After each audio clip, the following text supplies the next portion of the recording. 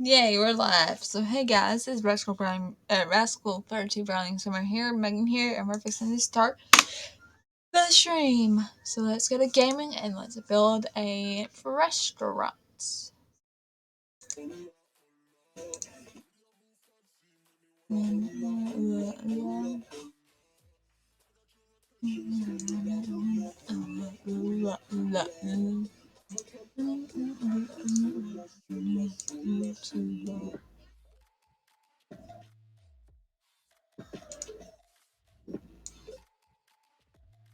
Thanks, Stream Moments.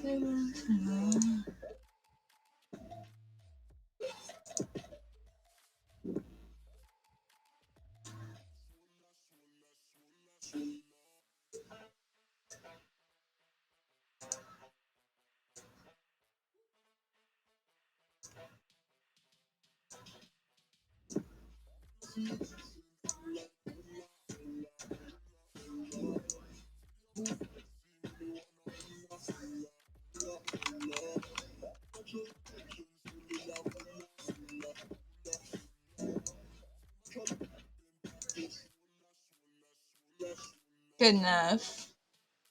Now let's go down here and get all of these pieces covered. That's gonna be an apartment.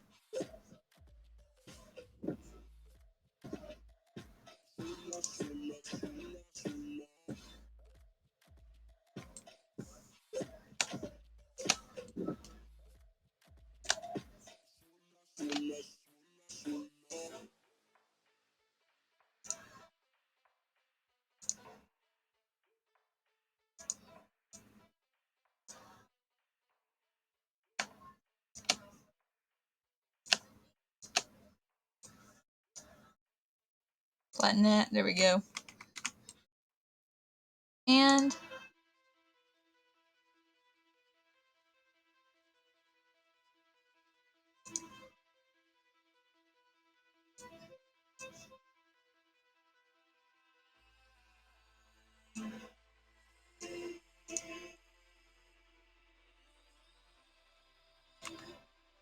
I gotta make sure it didn't hit in there.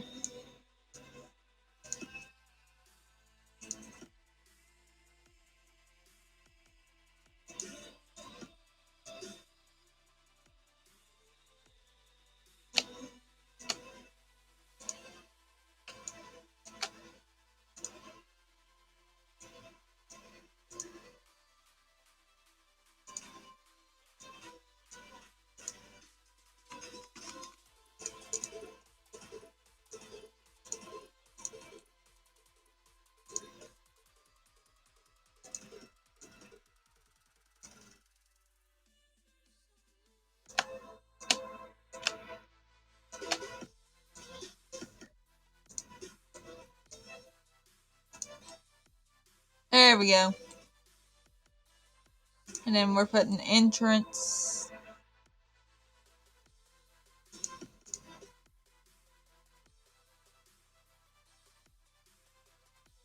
Let's see, what are we doing for the entrance?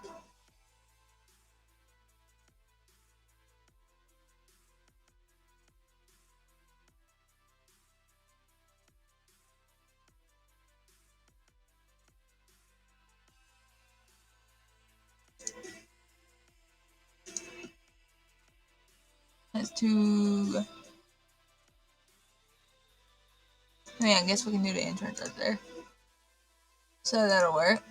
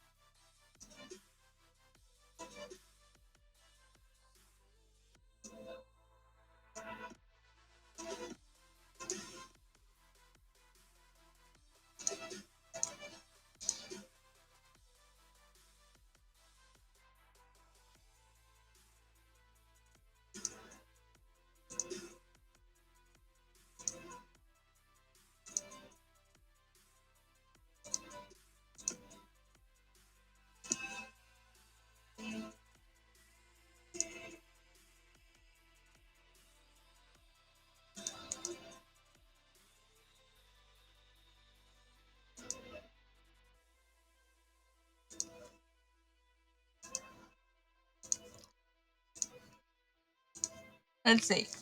What kind of mirror do I want to use?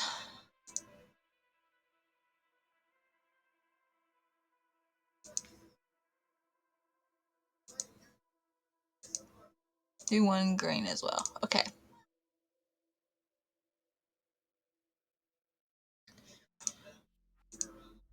Let me change the music here. Okay.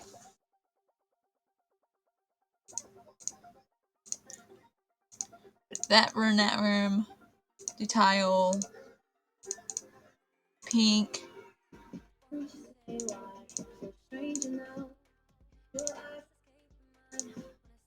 Green. Doors.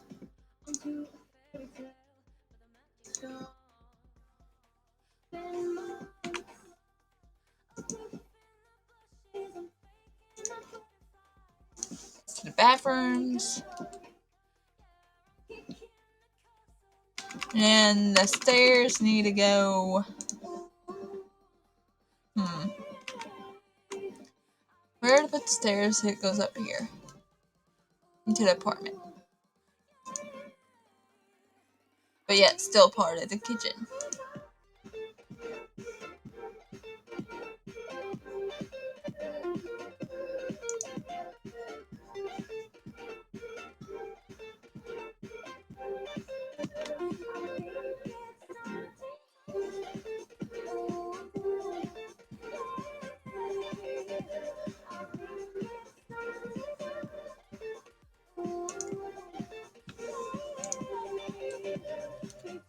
Yeah, that'll work.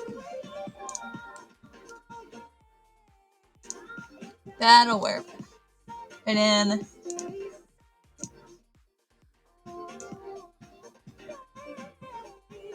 then that part just be the whole kitchen. Okay. And then right here be the sitting area. Okay. We need some window in here though.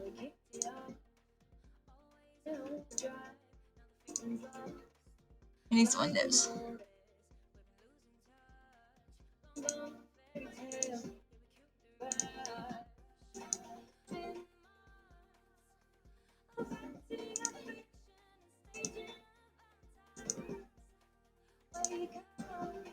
Just to get out some brightness, you know.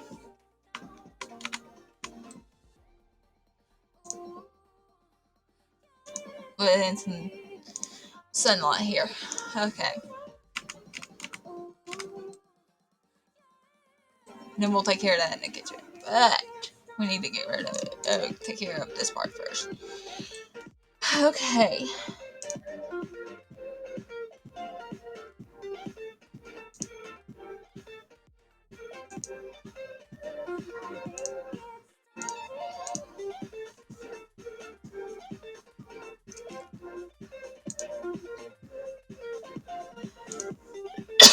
Excuse me.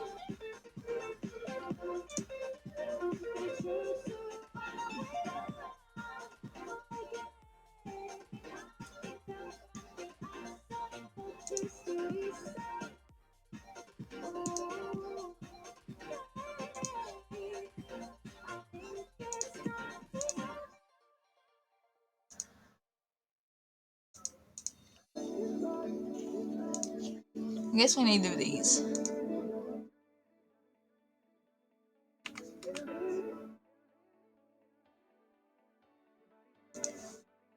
We're doing those in red.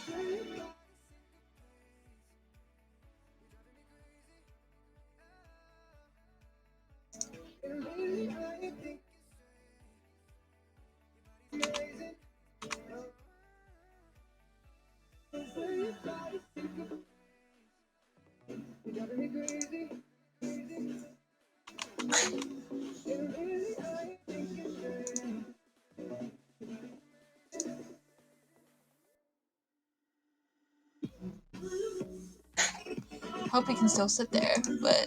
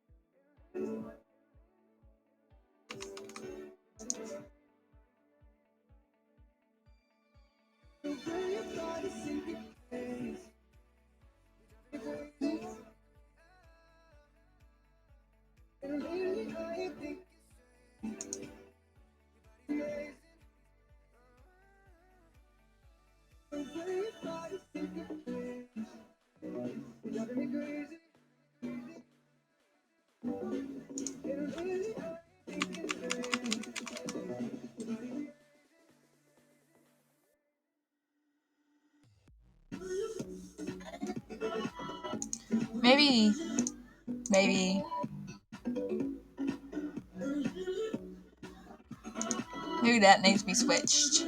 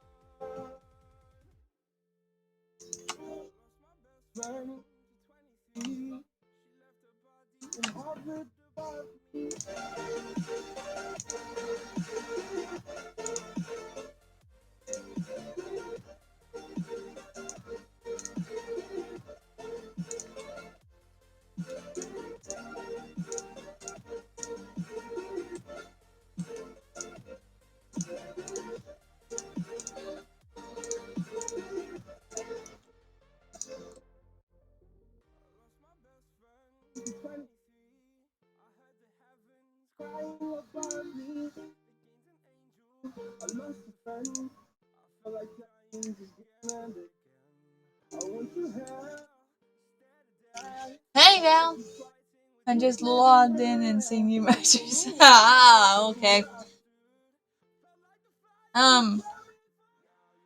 If you want me to, I can stop doing this and we can do mysteries if you want me to. I don't care.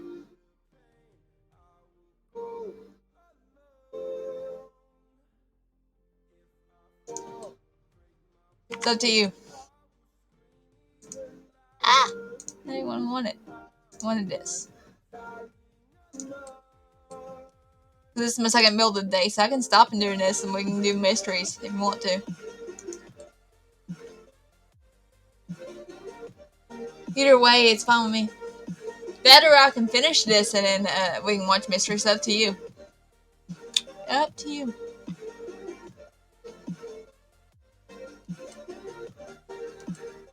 So I'm building a restaurant. Okay. Shouldn't take me long because all I gotta do is the kitchen and then upstairs the apartment and then do this. So finish this and then we'll be done.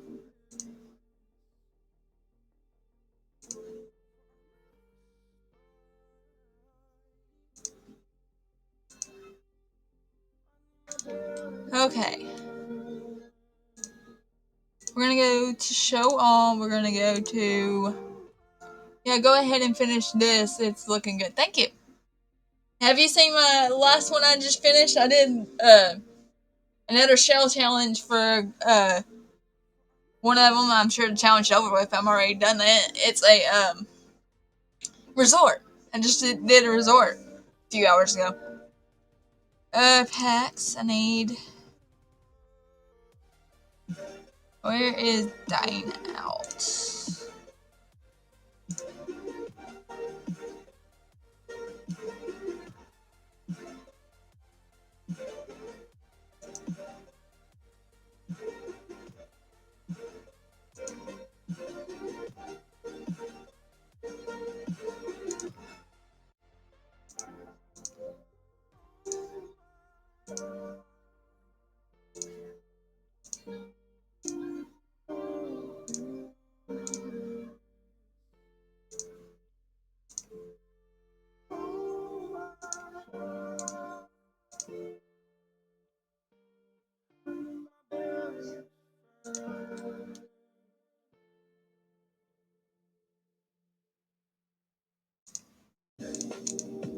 I'll show all packs. Dino.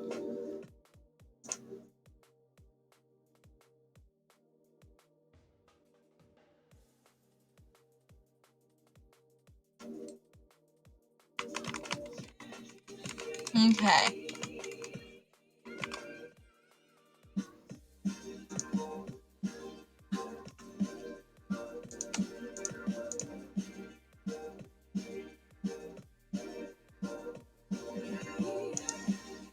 I ain't quite sure what I want to do for the walls yet.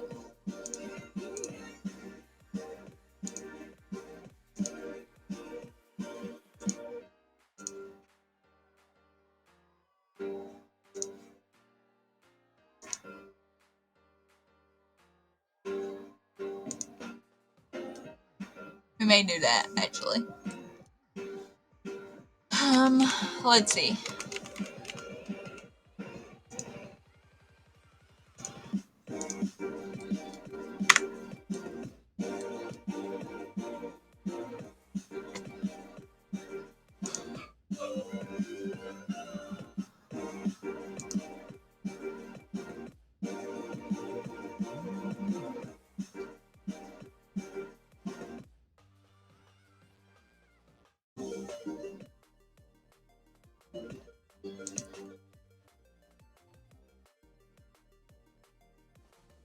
Hang this on the wall.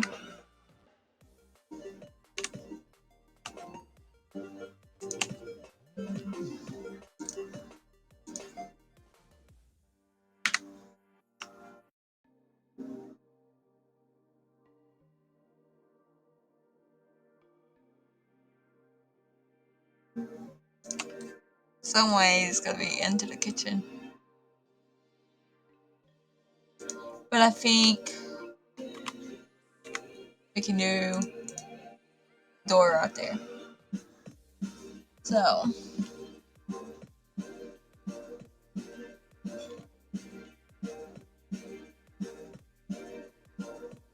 gonna go grab a door. I'm gonna switch this one out for a dino. Which means I need to move this up and shrink it. Okay.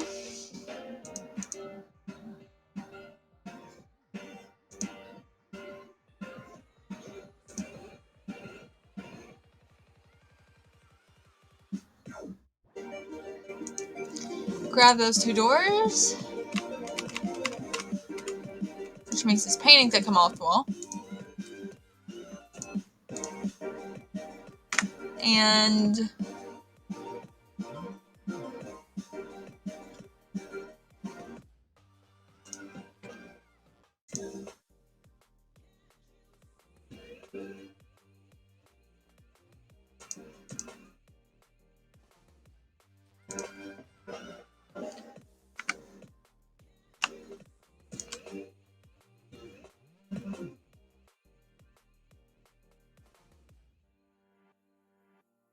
trying to think.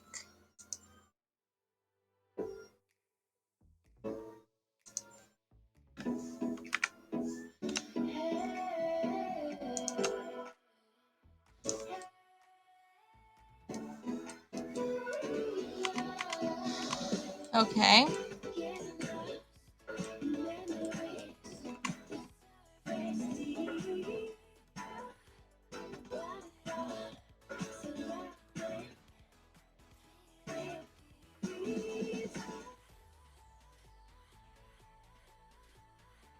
Where's the...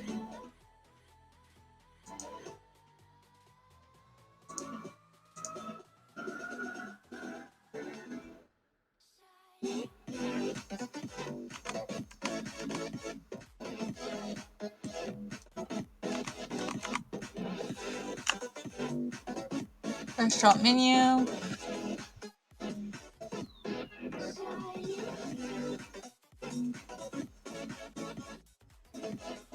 Here it is.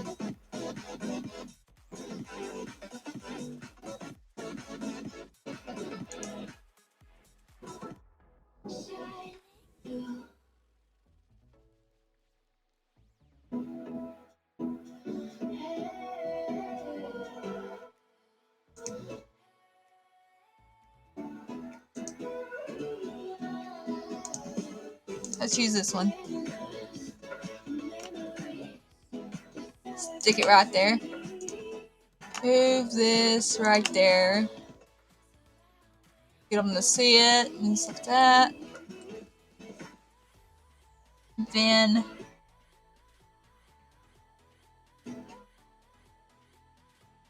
we need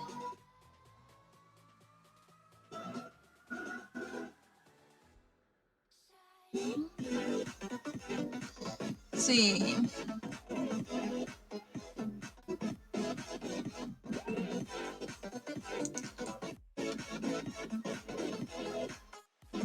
I'm gonna go ahead and put the menu. I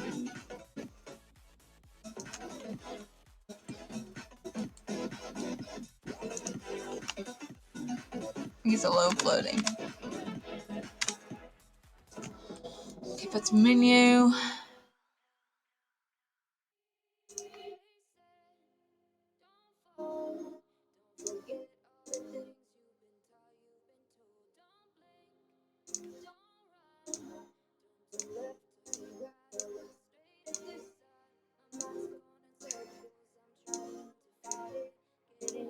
Okay, there you go. Some menus sitting there.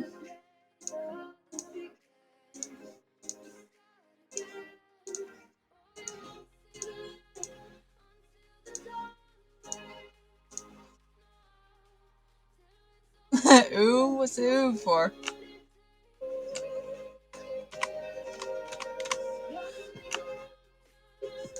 Menu, there we go.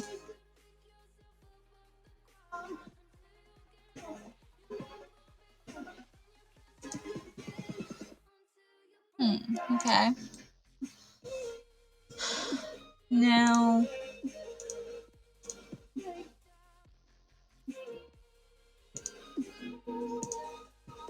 we're doing a blue kitchen. Thank you. Thank you, thank you, thank you. Ah, I what I want to do. Blue kitchen.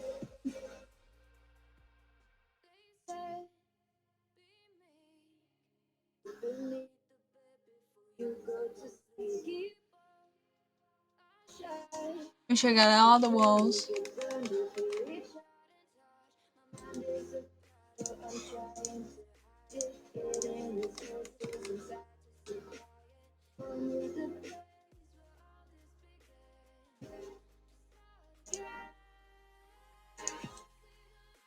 Okay, so we done that. Now we just need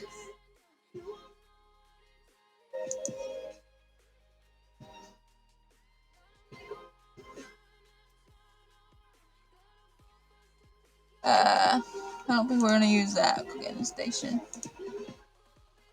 We'll just use this one. Where are we gonna put it? Put it right there. And then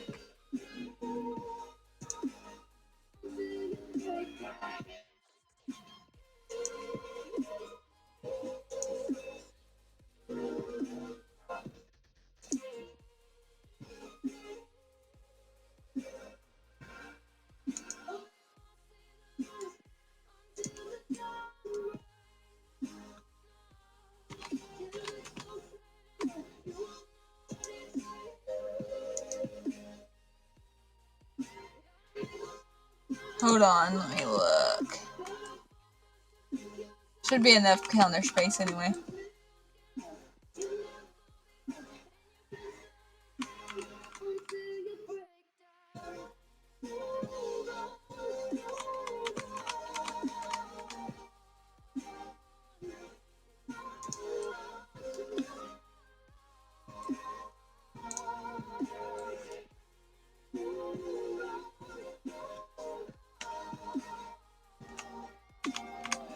Put a trash can, some mats.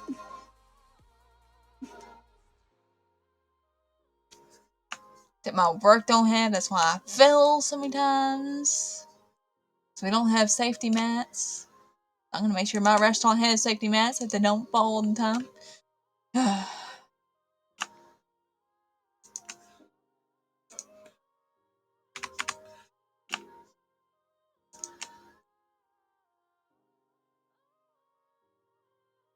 And then put a sink.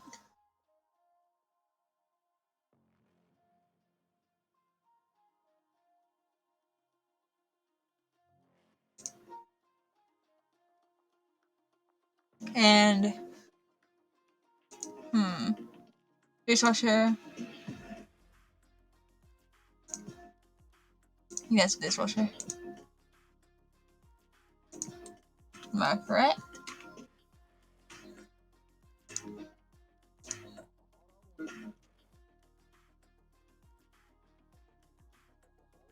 Yep, dishwasher.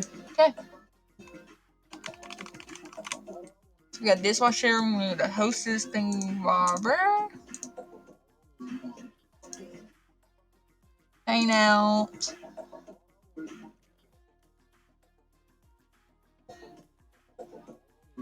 A waitress thingy, that's what I meant. My bad.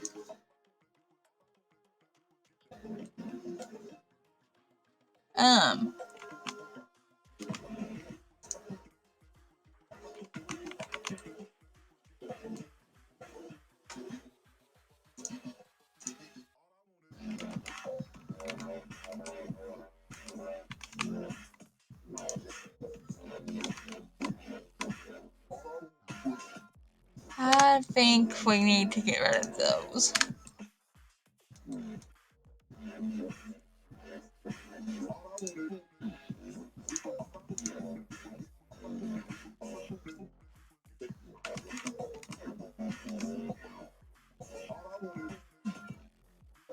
I think the trash can needs to be over here. Then put the hostess thing. And then put the fridge.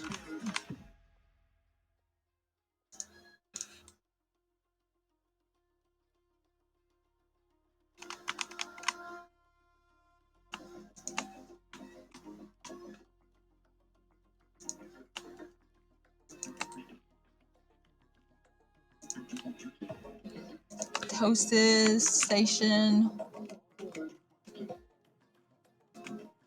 Put the fridge. Okay. He changed this color to blue.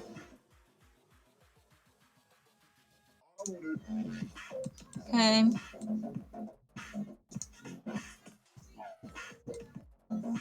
Alright. Let me see.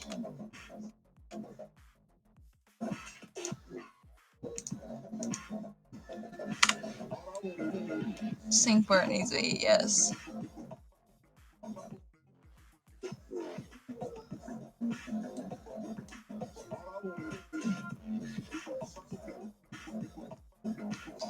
And then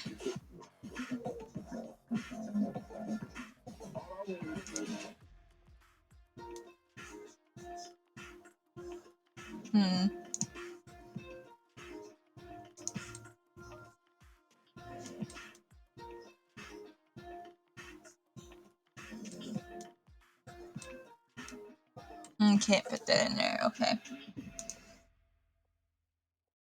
Spatula definitely can't fit it in there.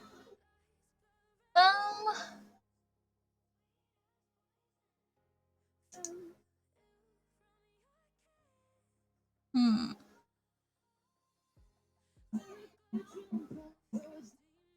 Trying to think here.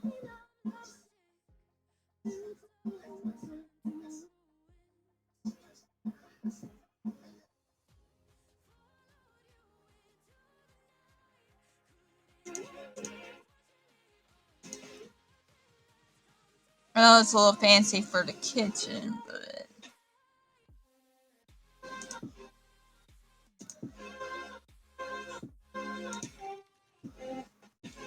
okay, come here, you. I said, come here, you.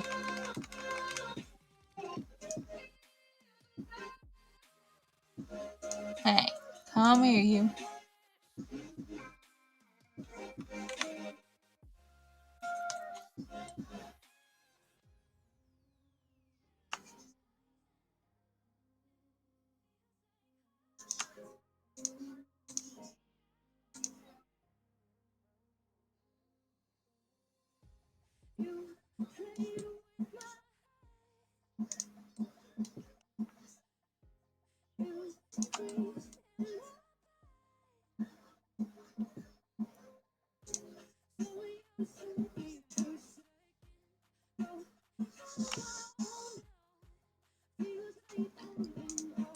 it actually fits. So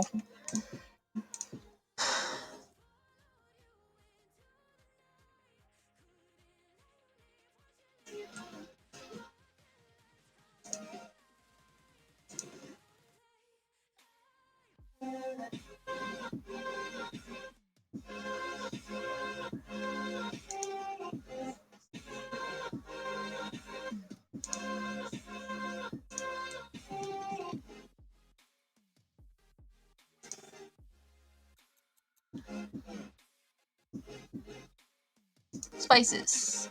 Oh, extra spoons. You go over there.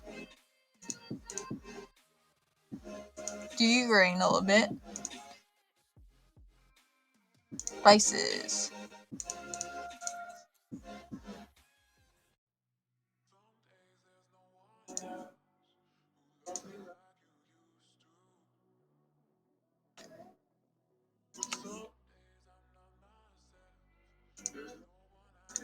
Spices.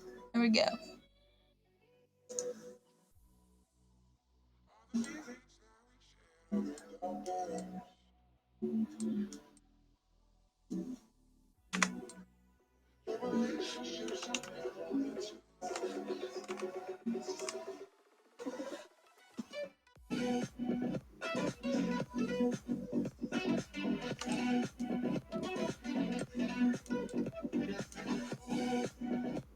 Knife block.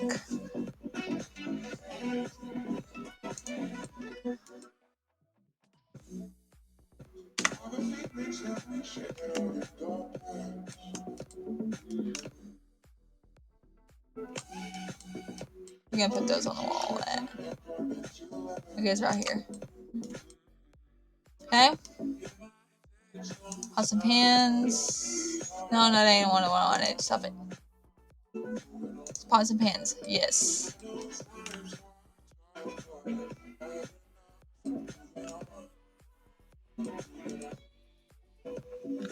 Shrink them a little bit.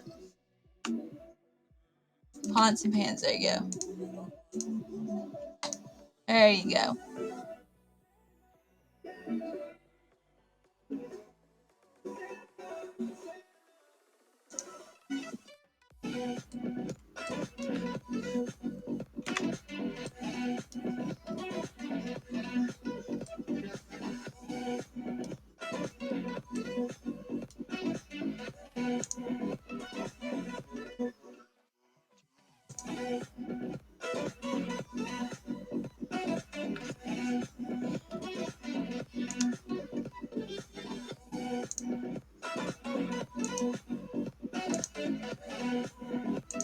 There we go.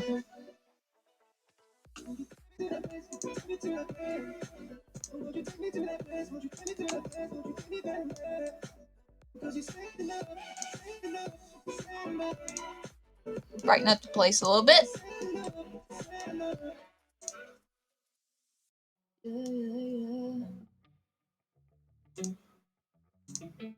Move these over here.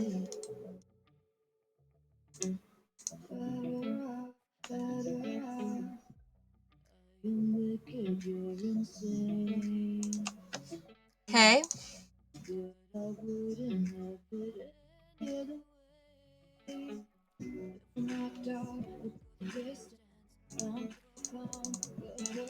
Go all.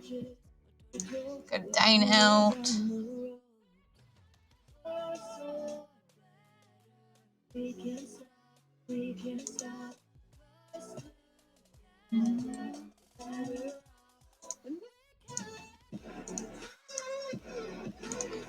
There's some blue writing right there.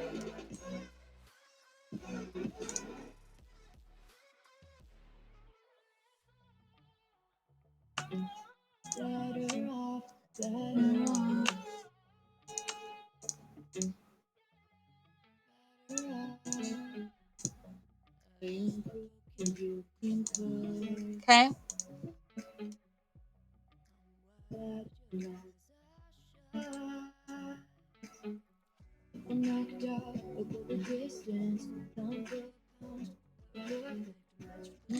And then we'll do the apartment here in a minute.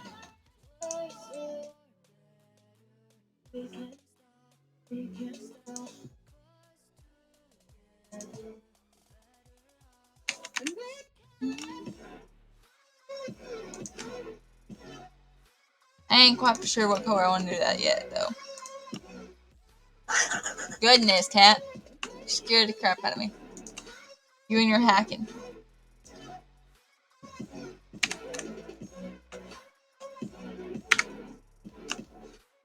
There we go. I ain't quite sure where I want to put that on the... what color I want to do the outside yet. I do it black because the kitchen's red, or the dining room's red, the kitchen's blue, and the apartment is going to be yellow. So,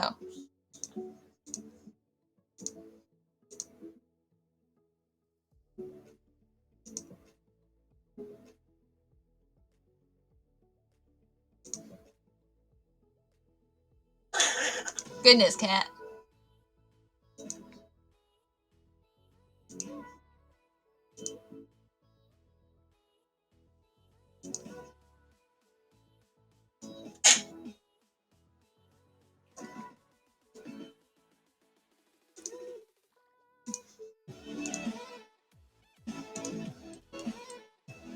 Okay, there's the block off of that.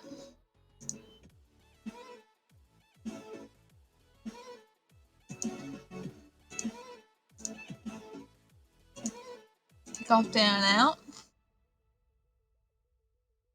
What apartment do we want? Do we want a country, or do we want a normal apartment? I think we want a normal apartment.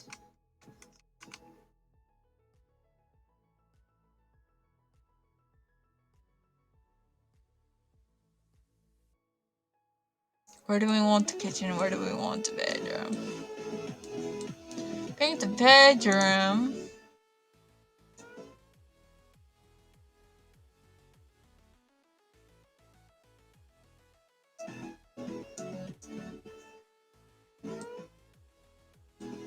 And then the little bitty bathroom. We need a bathroom, so we need a toilet.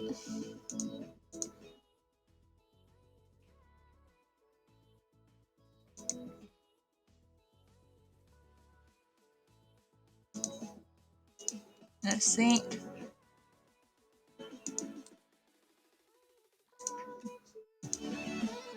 And a shower.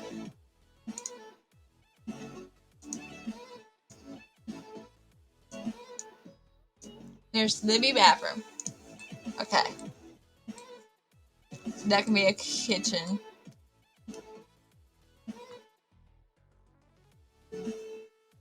Living room can be in here with the bed, or the TV can be in here with the bed, is what I might say. Actually, you know what we'll do? Let's take that off.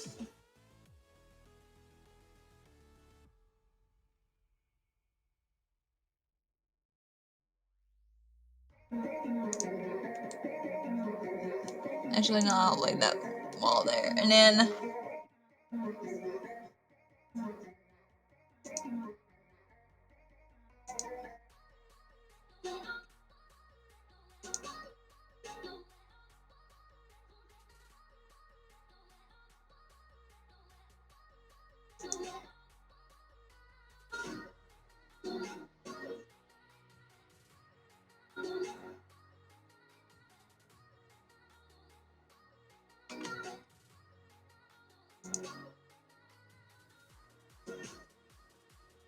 put a little big TV.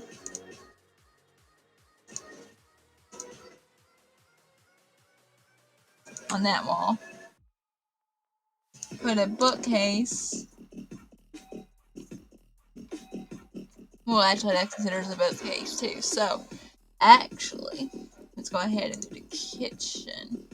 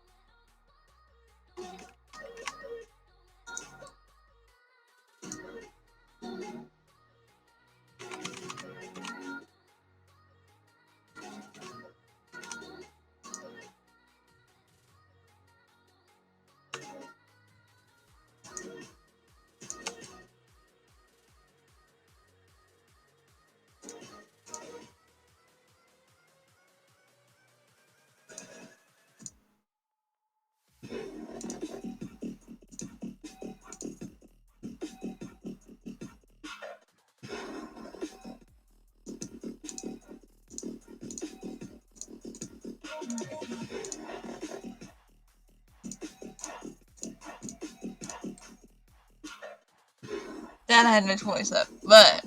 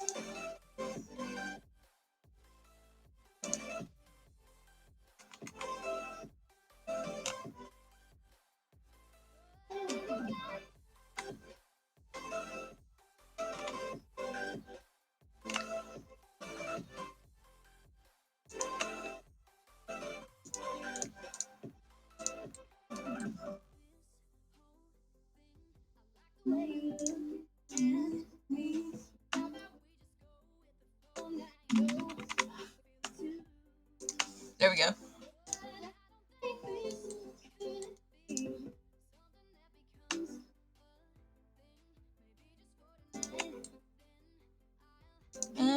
Nah. It's just a 2.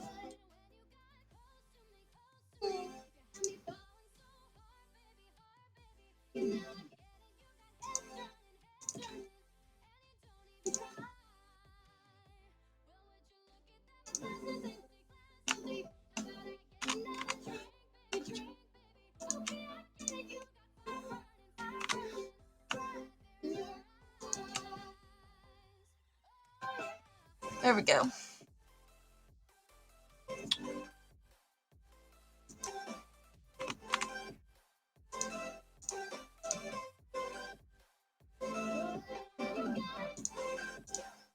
Okay, that's better. That's much better. Now, since I finished this, we'll do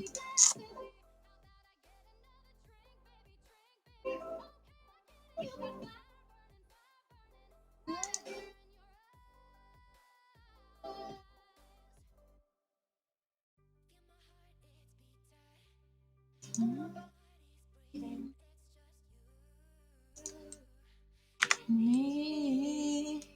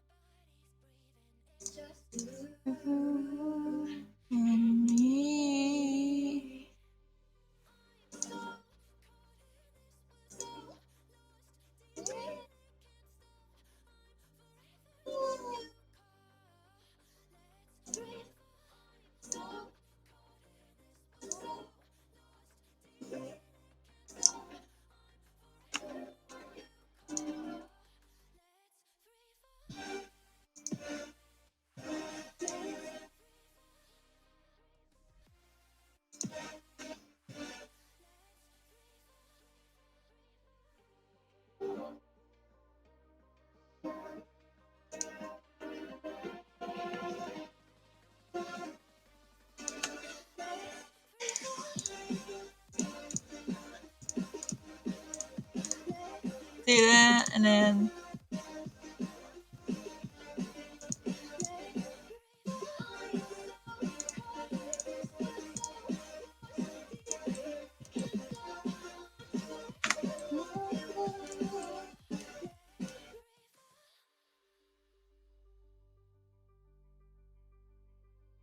need a door to the bathroom. That's what I need.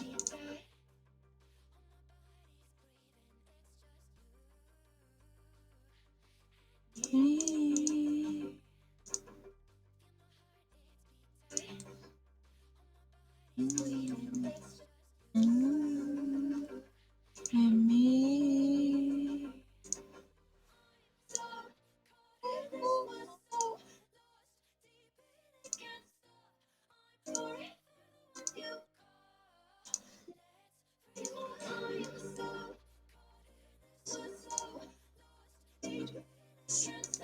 bathroom's gonna be green.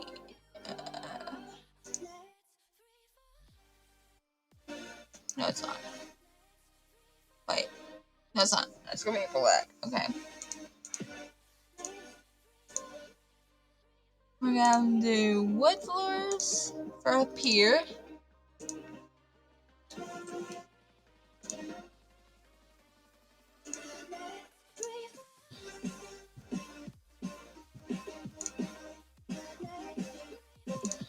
And have a smoke detector up here.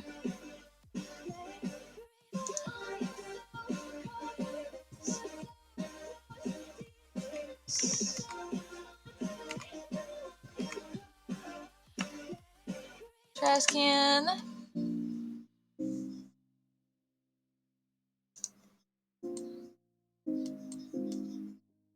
Accent wall.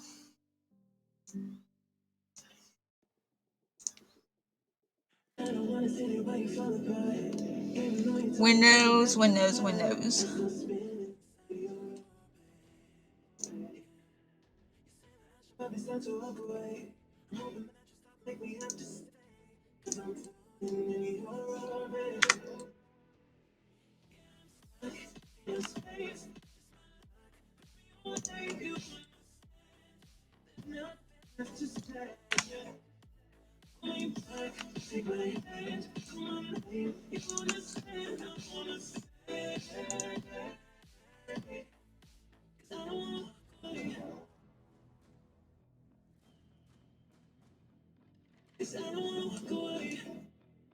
Okay.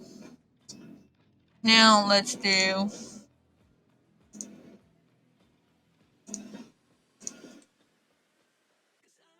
some yellow curtains. Yep, okay.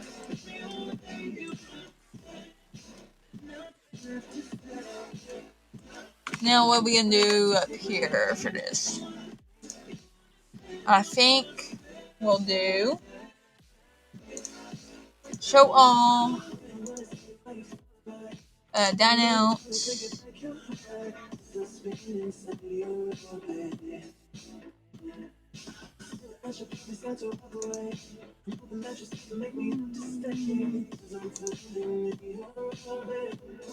these photos here.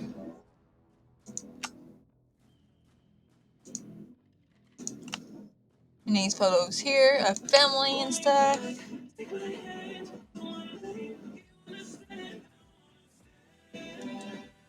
And do a photo or two of little kid drawings so that little kids did those for them, even though it's not colored, but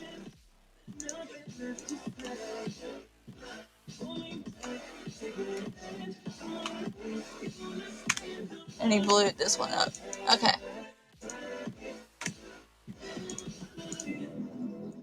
Blew all those up, made them a little bit bigger. Okay.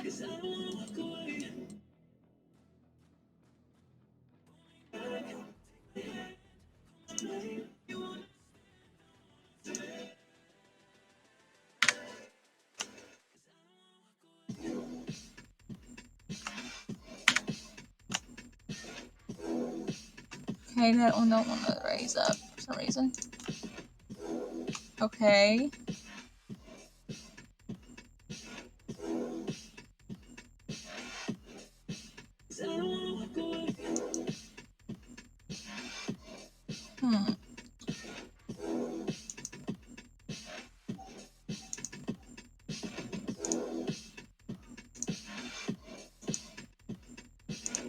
Do those little things right there.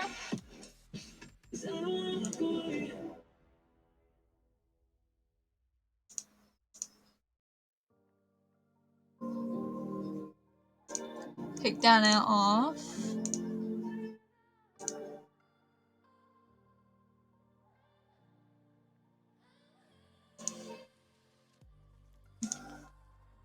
Okay.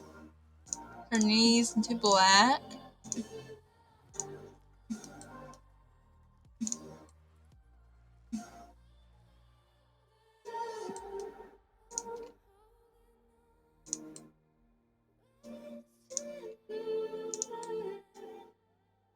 Turn these and stuff like that.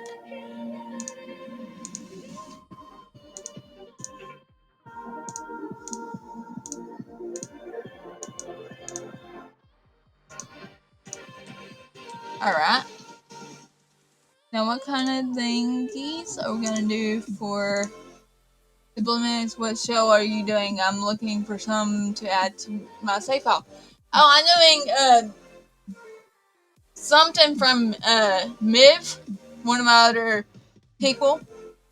I'm doing 100 shells. Hold on just a second, I should be able to show you what the name of the shell is. Yerd Shell Challenge. Look up Yerd Shell Challenge and you'll be able to find it. This is the one I'm doing, so hope that helps you out. Thank you. You're welcome. Feel free to subscribe because I do other Simmers shell challenge. I'm gonna do a little Simsy shell challenge pretty soon too. So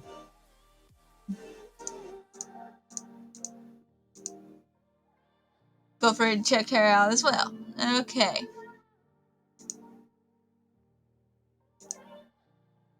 I said to click on Dine Out. Thank you very much.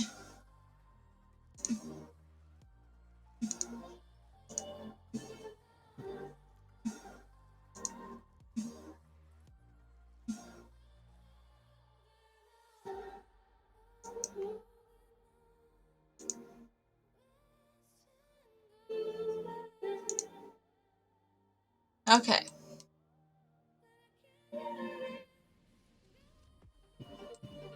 Now, we found some lights for the bathrooms. Grab these. Put a light into the bathrooms. And feel free to subscribe if you haven't already. Thank you for watching, who's watching. Or not subscribe, but follow. That way you don't miss any other builds I do and stuff like that. I do the 100 Baby Challenge as well. And we watch mysteries as well. Which we'll be doing as soon as I get done here.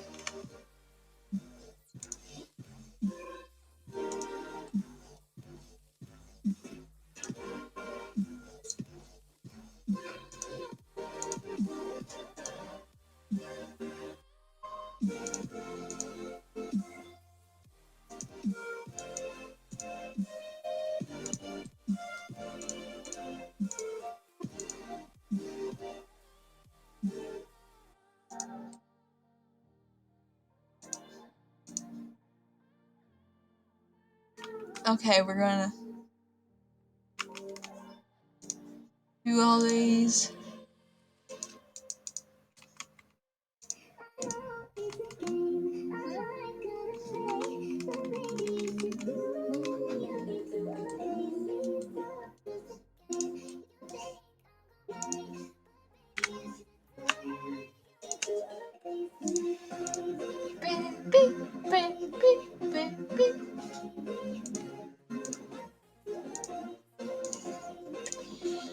There we go.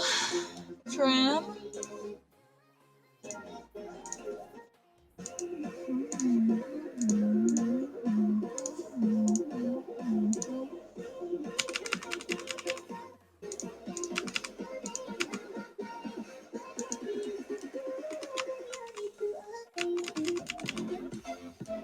And what kind of paint are we gonna do?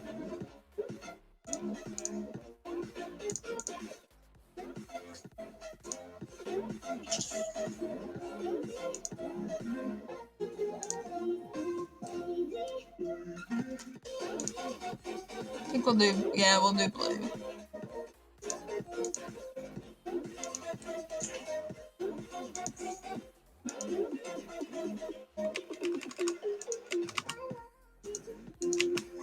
Okay, everything's got blue on it. Good, good, good.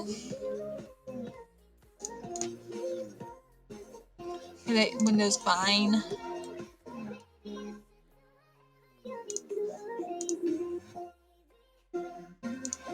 Okay.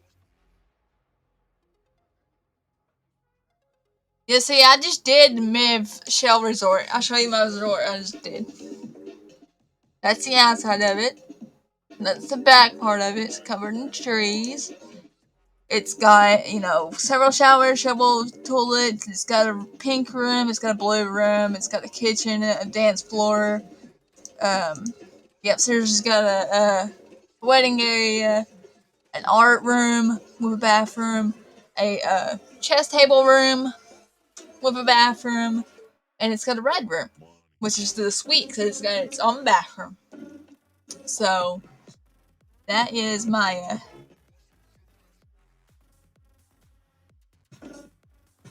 resort that I built earlier today. So it's up on the gallery as well, so you can go check that out. And now we are fixing to save and exit and go watch some mysteries. So I'm going to end this live and then I'm going to... Well, actually, I'm not. I'm going to switch it over. I'm just going to remember when I download it to separate them. So let's do that. Let me accept this.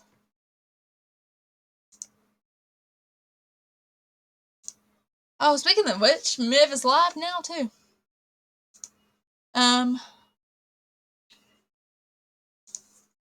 Let's see.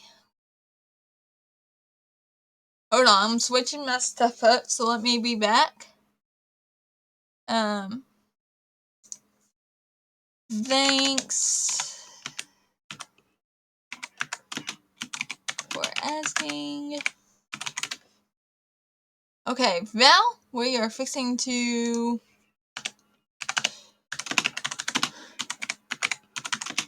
watch some mysteries.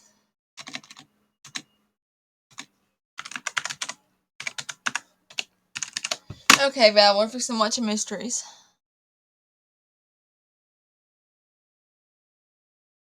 Okay, now, let me be right back. I'm going to switch my stuff up, and then we'll start doing some mysteries. Okay, let me switch this up.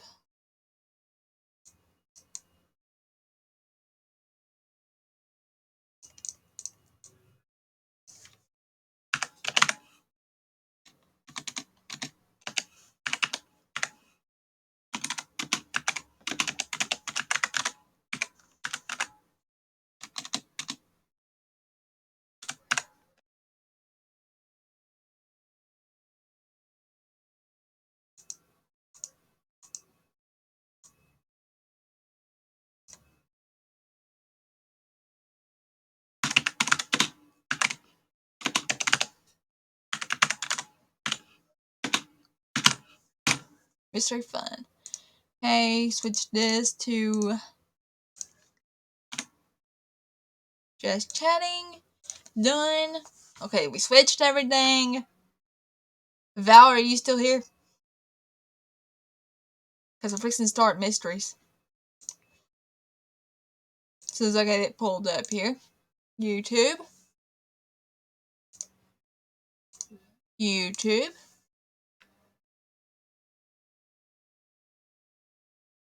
BuzzFeed.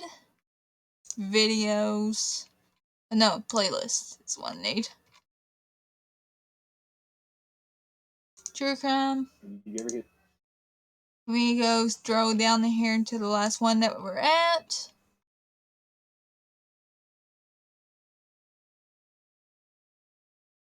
Ooh, Vincent Van Gogh is the first one that we're fixing to watch.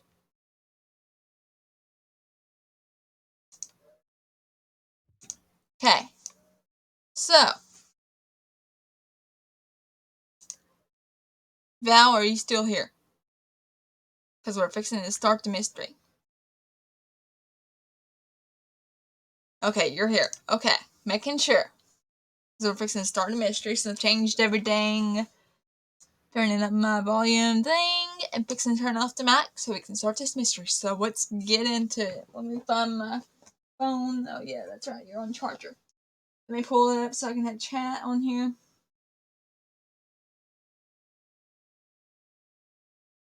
Okay. pull that up so I can have chat on my phone.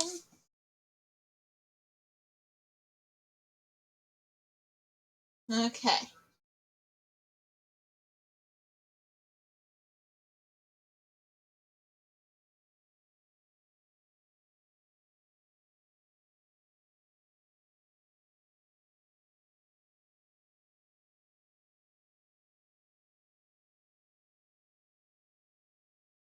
We're starting a mystery marathon. Let's go. And the mic is going off now.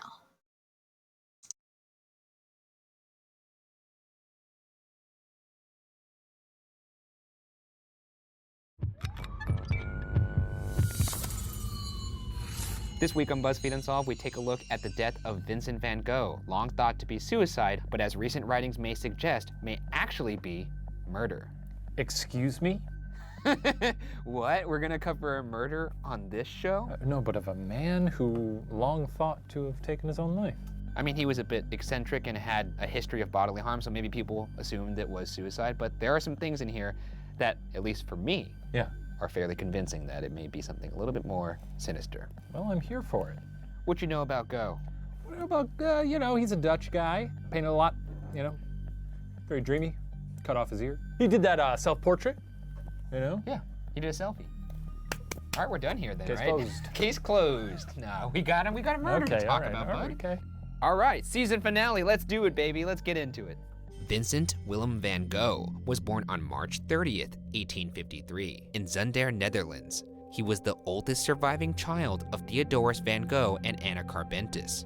Vincent would eventually have 5 younger siblings, the one he would form the closest relationship with being his brother Theo. Despite his good grades, Vincent left secondary school before graduating. At age 16, he began his art career as an apprentice with Goupil & C, an international art dealer where his uncle was a partner. Vincent first worked for Goupil in The Hague, then in London, and finally in Paris, where he was dismissed from the company in 1876, 2 days after his 23rd birthday. Kind of a double-edged sword back then, because it's neat that you can just jump into an apprenticeship at age 16. Be like, yeah, I'm probably gonna be a legend in the art field. I'll do that. You could still do that today, though. I feel like people start apprenticeships quite young. But they don't really do, like at 16? Yeah, I remember applying for an apprenticeship at Warner Bros. At 16. How'd that turn out? I didn't get it. So I hope you're watching this now and know what you missed out on. Jack Warner. Jack. In 1881, after 5 years of wandering Europe and bouncing between dead-end jobs such as lay preacher, Vincent moved back in with his parents, who worried about their son's lack of direction in life. Theo, who had also gone to work for the art dealer Goupil & C but had risen through the ranks to become a manager, began sending his older jobless brother money.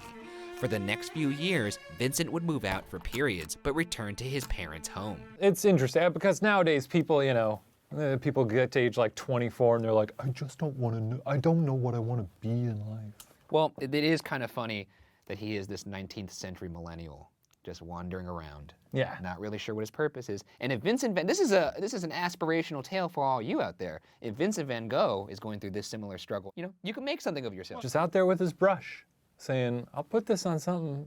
You put it in front of me, I'll put it to it. I feel like you can word that better. Yeah, no, it's probably exactly what he said to people.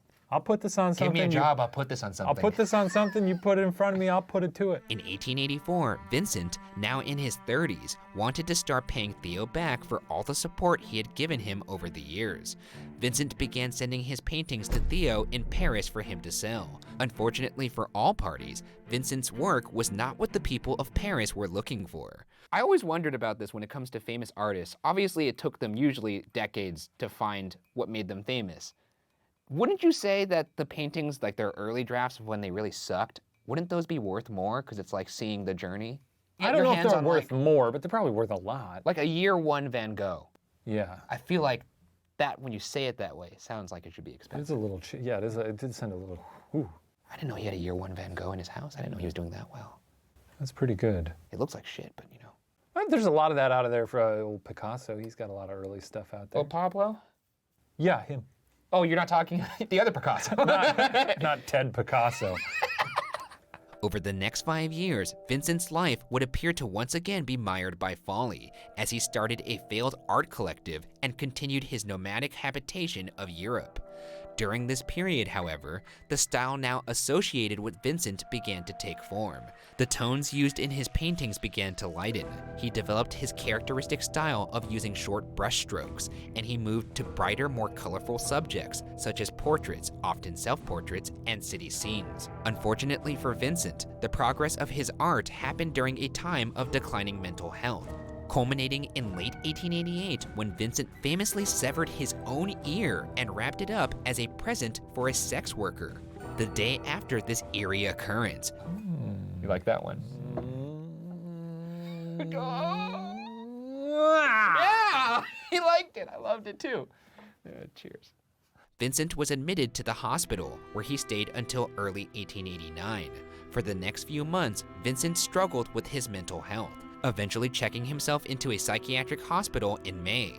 During his 1-year stay at the hospital, Vincent made some of his most famous masterpieces. In his first week there, he started painting the irises in the asylum's garden.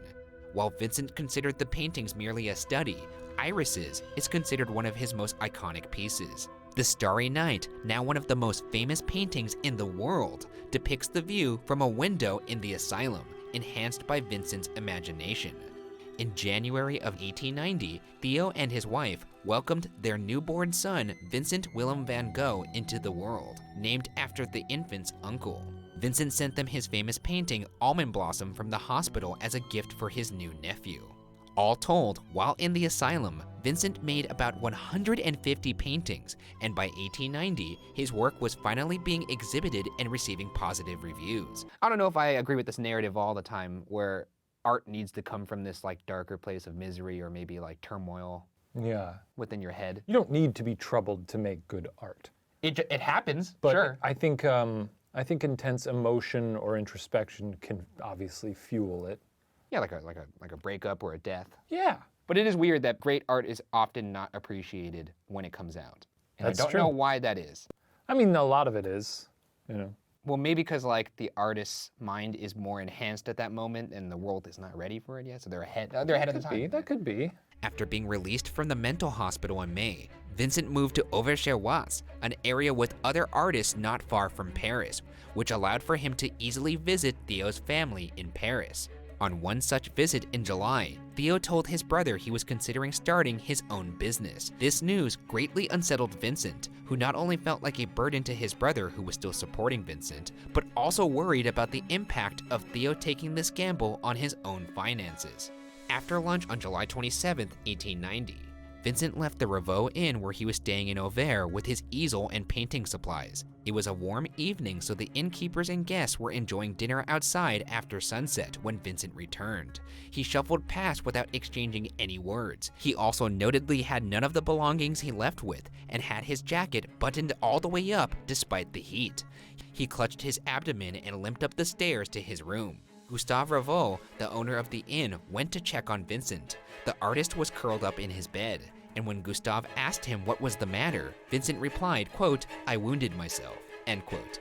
He lifted his clothing to reveal a bullet hole under his ribs. That's sad.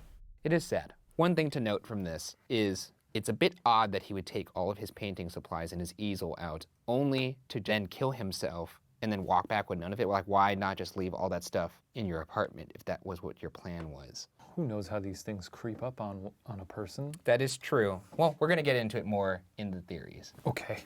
Theo arrived midday on the 28th to find Vincent in bed smoking. Vincent van Gogh died just after midnight, cradled by his brother after telling him, quote, "I want to die like this," end quote. At just 37 years old, Vincent's life and career was over, leaving behind nearly 1,300 works of art on paper and more than 850 paintings. With no autopsy ever conducted, the exact location of the shooting never identified, and a 5-hour period between the time he left the inn and when he returned unaccounted for, it's time to dive into some theories. The first and prevailing theory is that Vincent was a troubled genius who shot himself in a wheat field. According to Adeline Ravoux, the then 13-year-old daughter of the inn owner Gustav, quote, Vincent had gone toward the wheat field where he had painted before. During the afternoon, as my father understood it, Vincent shot himself and fainted.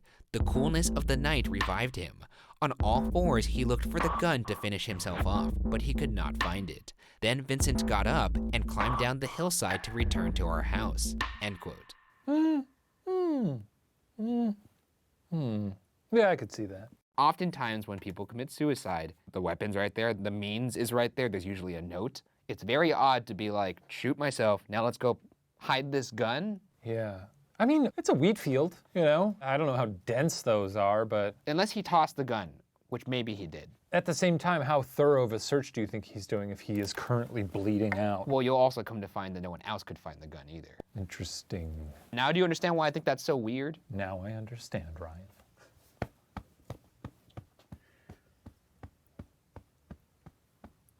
Perhaps no one was more adamant about this theory than Vincent himself. Witnesses recalled Vincent saying, quote, I wounded myself in the fields.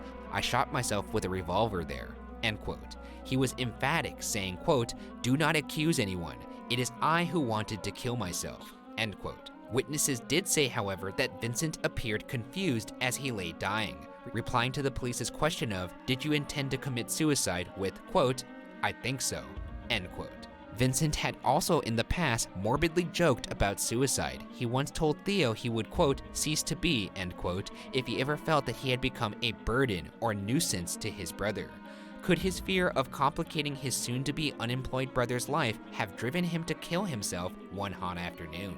While this story is the one Vincent seemingly wanted the world to hear, there are some glaring issues with it. For one, Vincent was shot in the abdomen below his ribs, which is an odd position to take if he had been aiming for his heart.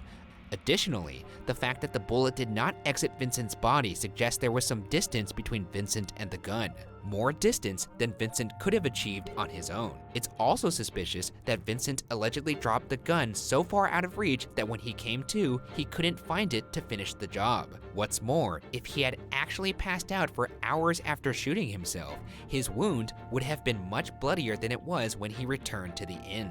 So if he did shoot himself, it would have been larger? Yeah, because it had been so much time till when he got to the inn. It suggests that it happened sooner than he said it did, or like he washed himself. Negating his theory that he fell asleep, woke back up, came to the inn. It would have been so much bigger. Yeah, so they're saying like he probably got shot right away, then walked to the inn. Which would also explain then why he carried out his art supplies, because he didn't go, oh yeah, getting shots in the plans today. Right. So, you know, it makes sense. Okay. Apart from the hard-to-explain ballistics, no one knows where Vincent would have obtained the gun. Revolvers were very rare in Auvers at the time, and no one would admit to selling or lending Vincent a gun. The next day, no one was able to find a gun where Vincent purportedly did the deed. All of Vincent's painting gear, too, seemed to have vanished. All his painting gear? Yes, from where he left it in the fields. So no gun, none of the paint stuff that he walked out with. Yeah. All the other stuff that I just mentioned. Do you think someone was aware that this was Vinny's stuff and was like, I'll get a pretty penny for this? I feel like we would have seen it by now. I mean, frankly, people at BuzzFeed steal lunches out of the fridges all the time. You don't think someone was just like, hey, free stuff? True, someone did steal some of the stuff from our set. Yeah, some of we our lose stuff from around here all the time. Our precious props. You think we don't notice that, co-workers? Timmy's ball is gone. Yeah, this is fake. This is a sham. This is a fake ball. This isn't Timmy's. Someone stole Timmy's ball. What if Timmy came back and took it? I thought about that, but I don't think so. You did think about it. In addition to the questions the physical evidence raises, Vincent was a religious man who condemned suicide, calling it wicked and a demonstration of moral cowardice. At one point prior to his death, he even said, quote, I really do not think I am a man with such inclinations, end quote. Anytime he did have thoughts of suicide, it was always by way of drowning, saying, quote, I can understand people drowning themselves, end quote. Suicide is wrong. I do not understand it. It'd be pretty baller to drown. It's just a weird thing to just tack on as a button at the end of that. Yeah, because drowning arguably seems like the maybe painful. Worst. But why is it more morally sound? I've heard that it is agony. Oh God, did you really just sneak a prestige quote in there? I don't know. Theo also found no evidence that Vincent was planning on killing himself, finding no suicide note, but instead drafts of letters on his desk that he surely didn't want anyone to read. With so many loose ends in the suicide theory, it's time to look at another hypothesis, this one posited by biographer Stephen Nafa and Gregory White Smith. Nafa and Smith suggest Vincent was shot by some local boys, and that Vincent protected their identities. To begin, it's worth going back to get a better picture of what life was like for Vincent in Auvers. He was known to be quite eccentric, and when he would approach people in the street to ask if they would sit for him, most people retreated. His appearance didn't help matters, with wild hair, ratty clothes, and a missing ear. As is often the case, the worst bullies were the teenage boys. They would pretend to be nice to the artist to gain his trust, then pull pranks on him, like throwing salt in his coffee, rubbing chili pepper on a dry paintbrush Vincent tended to suck, and putting a snake in his box of painting supplies. Why are these boys the way they are? Sick pranks, dude.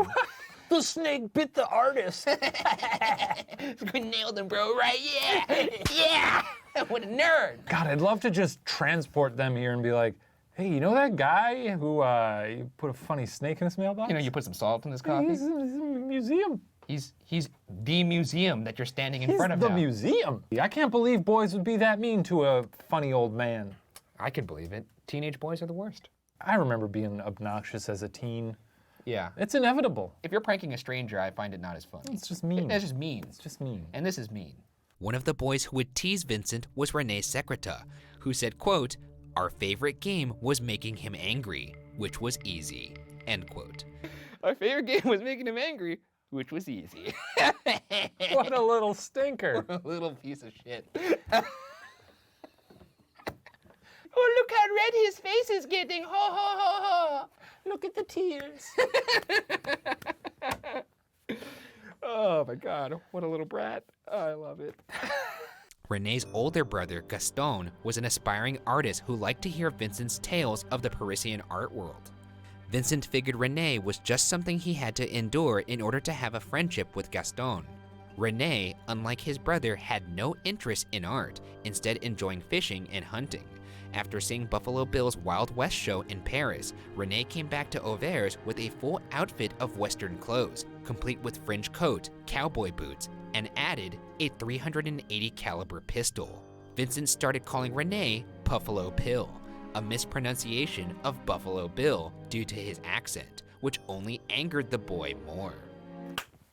I love it. I love Wars. Vincent getting back at him. Because I'm sure this guy just showed up and Van Gogh's just like, oh, Buffalo Bill. And everyone was like, oh. I just said he's Buffalo Bill. And it was like, Oh, he did it again! Vincent does it again! and Renee's sitting there like, you shut up, shut up. And they're all like, blow off those pistols, Vince. Oh, what a burn. What? I love that kid taking his hat off, slamming it on the ground, stomping on it. So to hear him get a little win in there, Yeah, a little prank war. I love it. That's good. It makes me happy. In their book, Van Gogh the Life, authors Nafa and Smith speculate that the Secreta boys quarreled with Vincent around a farmyard on Boucher Road. They may have accidentally fired the gun, striking Vincent in his abdomen. Vincent then stumbled back towards the inn where he covered for the boys. The boys, in shock at what they had done, may have collected Vincent's belongings and fled the scene, destroying what evidence might remain. It seems plausible, one, because he's a sweet man. Yes. And clearly he put up with this bullying for a long time. So they're being very cruel to him, and he's still just kind of like, hey, that's just how it goes. He had, he had a relationship with one of the brothers. And that's the other thing. If he's close with Gaston, then maybe he doesn't want to point fingers to Rene. Yeah, because it's going to ruin their life. It would be a devastating thing. Yeah, I buy it. I think I could get behind this. The theory is supported by the fact that multiple witnesses saw Vincent leave the inn and head towards the hamlet of Chapenval, and not towards the fields where he claimed he'd been painting. That road leads to a spot in Oise where Rene enjoyed fishing. It's possible Rene and his brother met Vincent on their way back from Oise, went to a nearby farmyard, and then the boys accidentally shot the artist. That would also make it easier for Vincent to get back to the inn with a bullet in his stomach, as opposed to a steep mile-long trek back from the wheat fields. This theory would explain a lot of things the suicide story does not, such as the odd entry point of the bullet, the lack of suicide note, why Vincent took his painting equipment to kill himself, why all that gear and the gun could not be found, and why he didn't shoot himself in the head.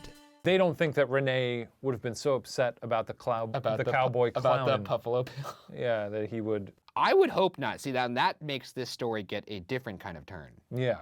Still sweet of him to cover, but I really, really don't want to accept the fact that maybe Renee did shoot him on purpose. In the wake of the shooting, Renee, Gaston, and their father left town. When they returned, Renee, who rarely traveled anywhere without his pistol, no longer had the gun. When asked about it decades later, Renee said Vincent stole it from him. In the 1930s, as Vincent's work was beginning to gain notoriety, townspeople told an art historian that young boys shot Vincent on accident, and that Vincent protected their identities for fear they'd be accused of murder.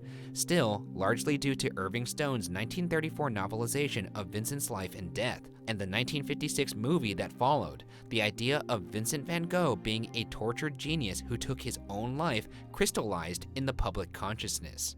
In a story that may feel familiar for those of us in our 20s and 30s, Vincent spent much of his life looking for a purpose, trying to find a path that could at once fulfill himself while also bringing joy to others. What he didn't know at the time of his death was that his work would be beloved by generations, inspiring countless others to pursue their life's true purpose. What he did know at the time of his death was how that fateful bullet found a home inside his abdomen. But as for the rest of us, that truth will remain unsolved.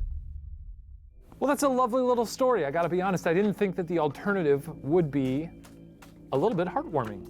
Yeah, I would say so. It definitely paints a different image completely of him in my mind, because I, like most of the public, did think he was a tortured genius who took his own life. Yeah. But this paints him as a very empathetic, understanding man, the underlying theme being human kindness. Yeah, not bad. It's a good thing to try. Take it for a whirl. Yeah, it's definitely a good way to end the season. Oh. See, we don't agree on anything, but right now we we can hate each agree. other. We like this moment. Yeah, it's so very fun. you all take a cue from this, and we're all gonna be golden.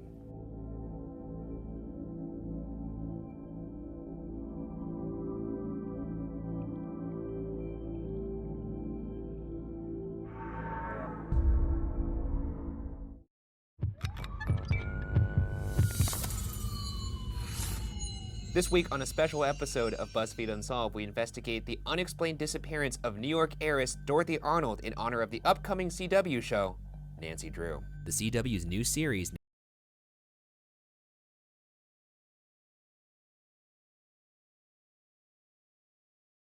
Apparently they did a new episode of that, so okay, weird.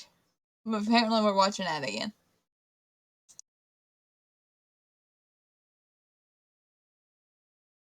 Nancy Drew, Wednesdays this fall, is a dark and edgy update of the classic book series featuring the titular teen detective in a supernatural-tinged mystery drama. What's Dorothy got to do with old Nance? In the show, Nancy Drew is tasked with finding a missing socialite, so... I'd love to be an heiress.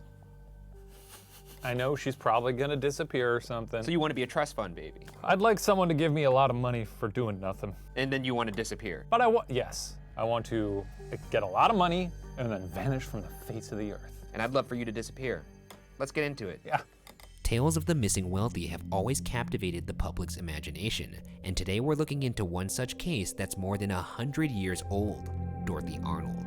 Dorothy Harriet Camille Arnold was the daughter of Mary Parks Arnold and wealthy perfume importer Frances Rose Arnold. As far as anybody knew, she'd had a happy home life. Cool, to be a perfume importer. I'd love to be that. What would your fragrance be? What would the name be? It'd be musky, I know that. Okay, for a second I thought your fragrance name was gonna be just a chipmunk, like chipmunk noise. Could you imagine if someone said, oh, that's a lovely scent, what is that? Okay, well, I'll see you later.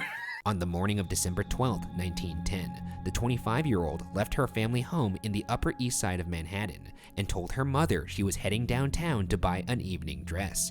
According to the New York Times, when Mrs. Arnold offered to accompany her daughter, Dorothy said no. Quote, when I find the gown I want, I will telephone you, and you can come down and see it. End quote. I'll tell you what, she sounds like an heiress. Pretty curt. Yeah. With your mother. How about when I find the gown I want, maybe I'll talk to you then.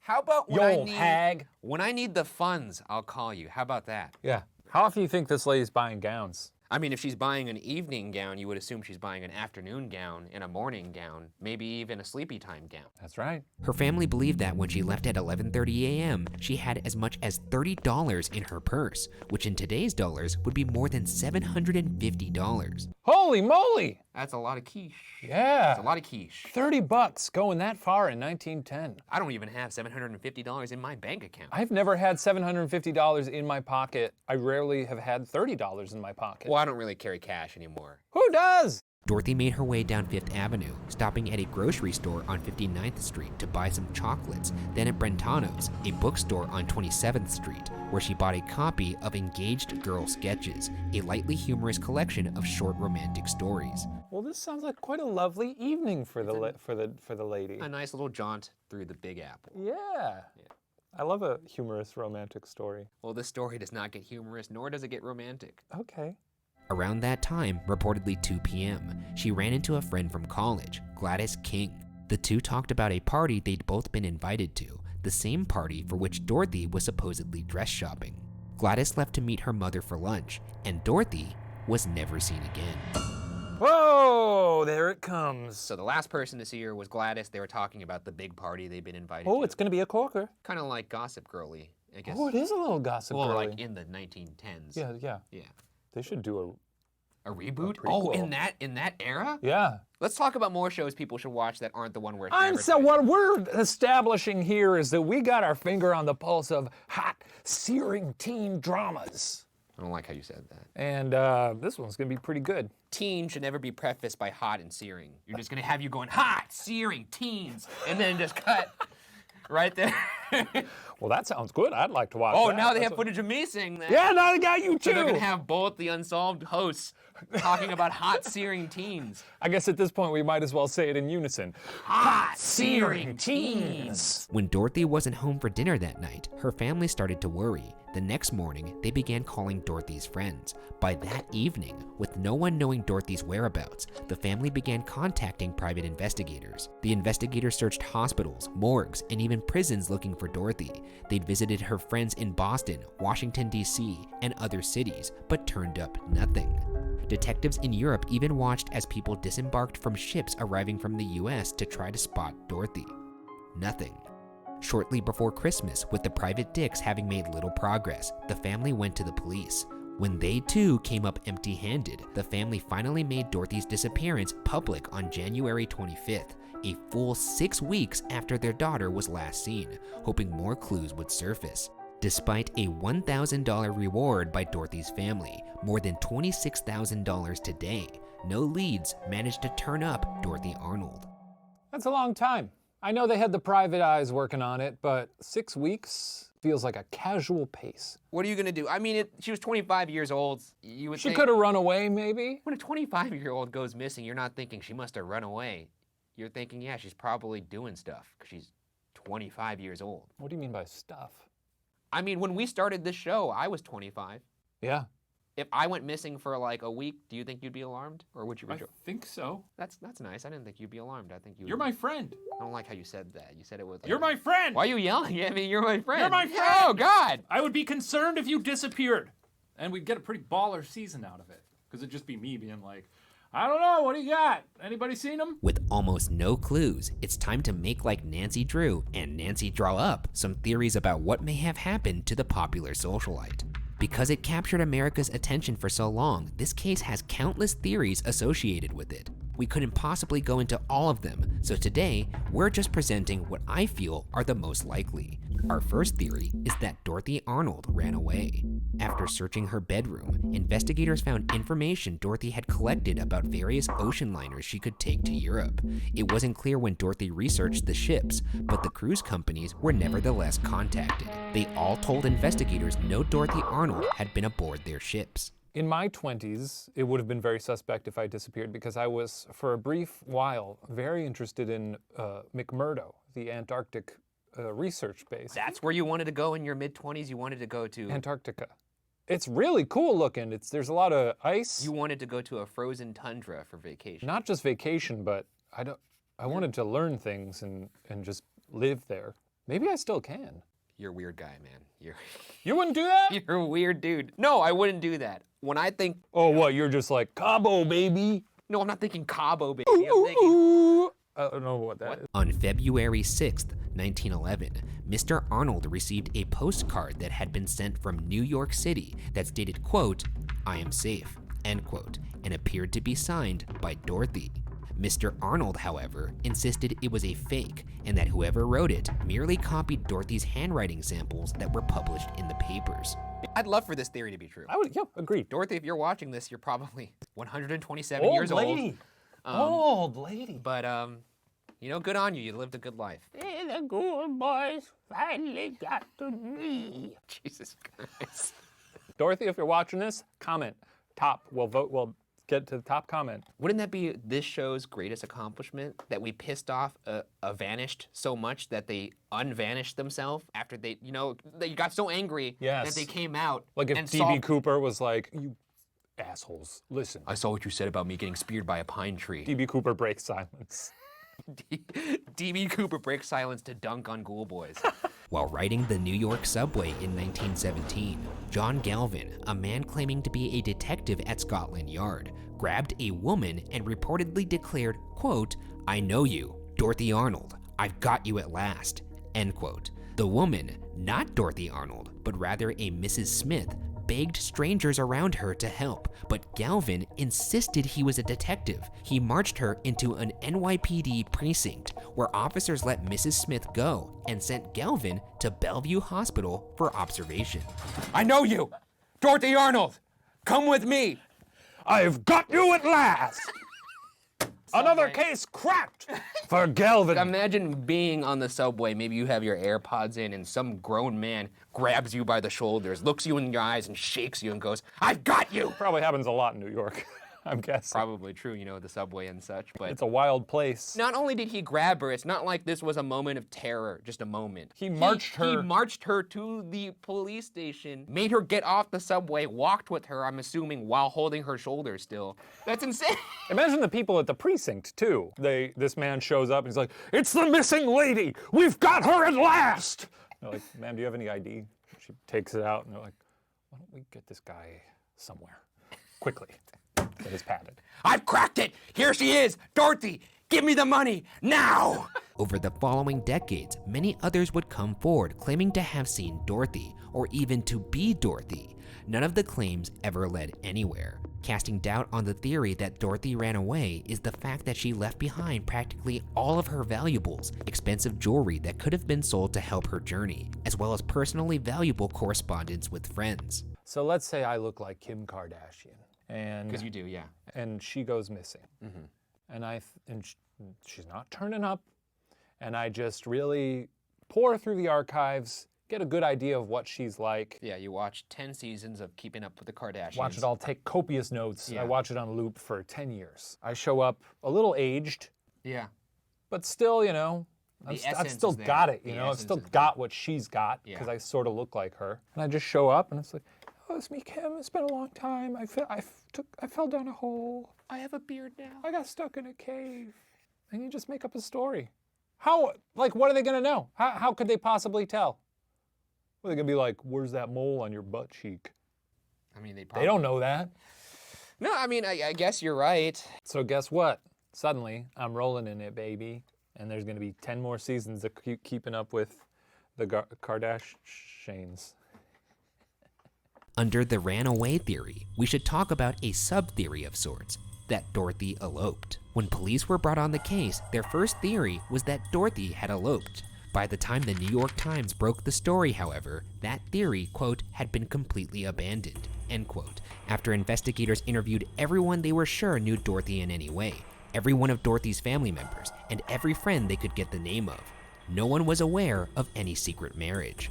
But before investigators gave up on the elopement theory, one potential suitor merited extra attention: George Griscom Jr.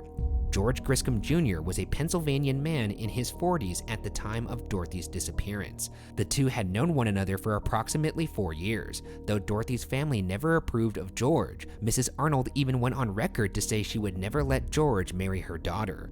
After she went missing, it came out that Dorothy had met up with George in Boston a couple months before she disappeared. She had told her family she was visiting a college friend, but there was evidence that Dorothy checked out of her hotel at the same time that George had checked out of a different Boston hotel. Reports say that Dorothy may have also pawned some of her jewelry to fund their rendezvous. While the Arnolds denied this, a Boston pawn shop was given the name Dorothy Arnold by someone while she was in Boston. At the time Dorothy went missing, however, George had been vacationing with his family out of the country for about a month. Even after replying to a telegram from the Arnolds that he didn't know where she was, the family remained suspicious. On January 16th, before the public even knew about Dorothy's disappearance, Dorothy's older brother, John, confronted George in Florence, Italy. During this interaction, reports suggested John even hit George and knocked him to the ground. In February, George ended his trip early and sailed back to America. He then hired his own private investigators to look for Dorothy. In the month that George paid for them, his investigators didn't find Dorothy either.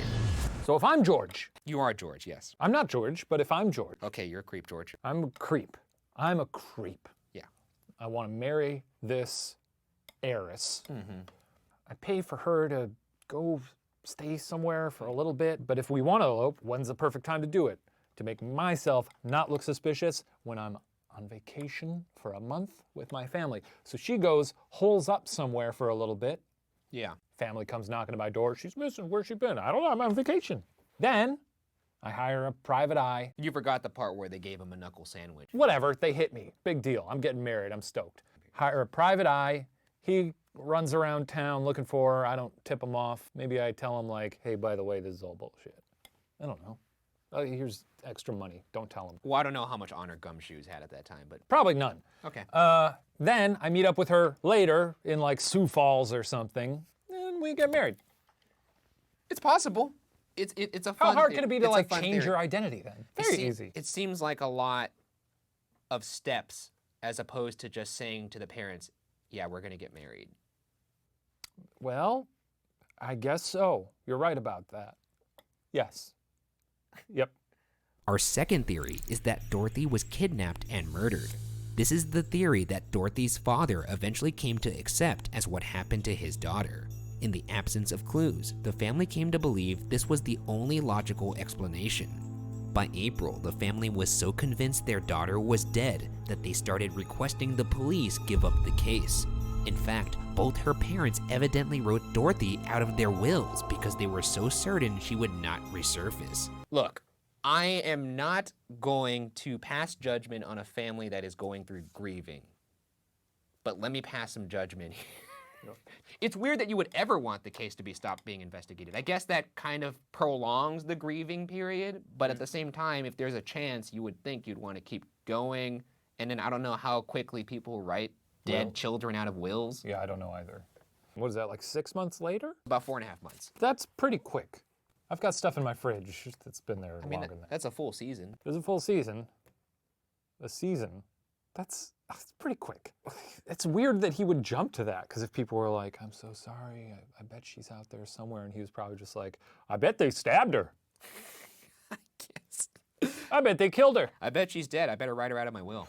It's a weird thought, but once again, I don't know what it's like to go through that grieving process. So possibly this is what their process was, and you know, it's weird to us because we're outsiders and we're idiots, and you know, we're looking at this 100 years later. But I think we could say that's a bit odd and move on. Seems odd. Let's move on. Perhaps the strongest lead in the murder theory comes from one Edward Glenoris. In 1916, Glenoris was serving time in the Rhode Island State Prison for attempted extortion of a clergyman. He claimed he found God and wanted to come clean to the warden about his supposed involvement in burying the body of a woman he had come to believe was Dorothy Arnold. Glenoris said that in what he remembered being December of 1910, a man at a bar named Benoit asked for help from him and another man that some reports name Little Louis. Yeah, these guys sound suspicious. Little in front of any name. He sounds suspicious or like the star of many, many silent films. Yeah, I mean, the only Little I trust is Stewart, and that's it. But his is a last Little name. Stewart? No, Stewart Little. Oh, the mouse. Yeah, the The mouse. mouse boy. He was a That man. He was a mouse man. He drove a car.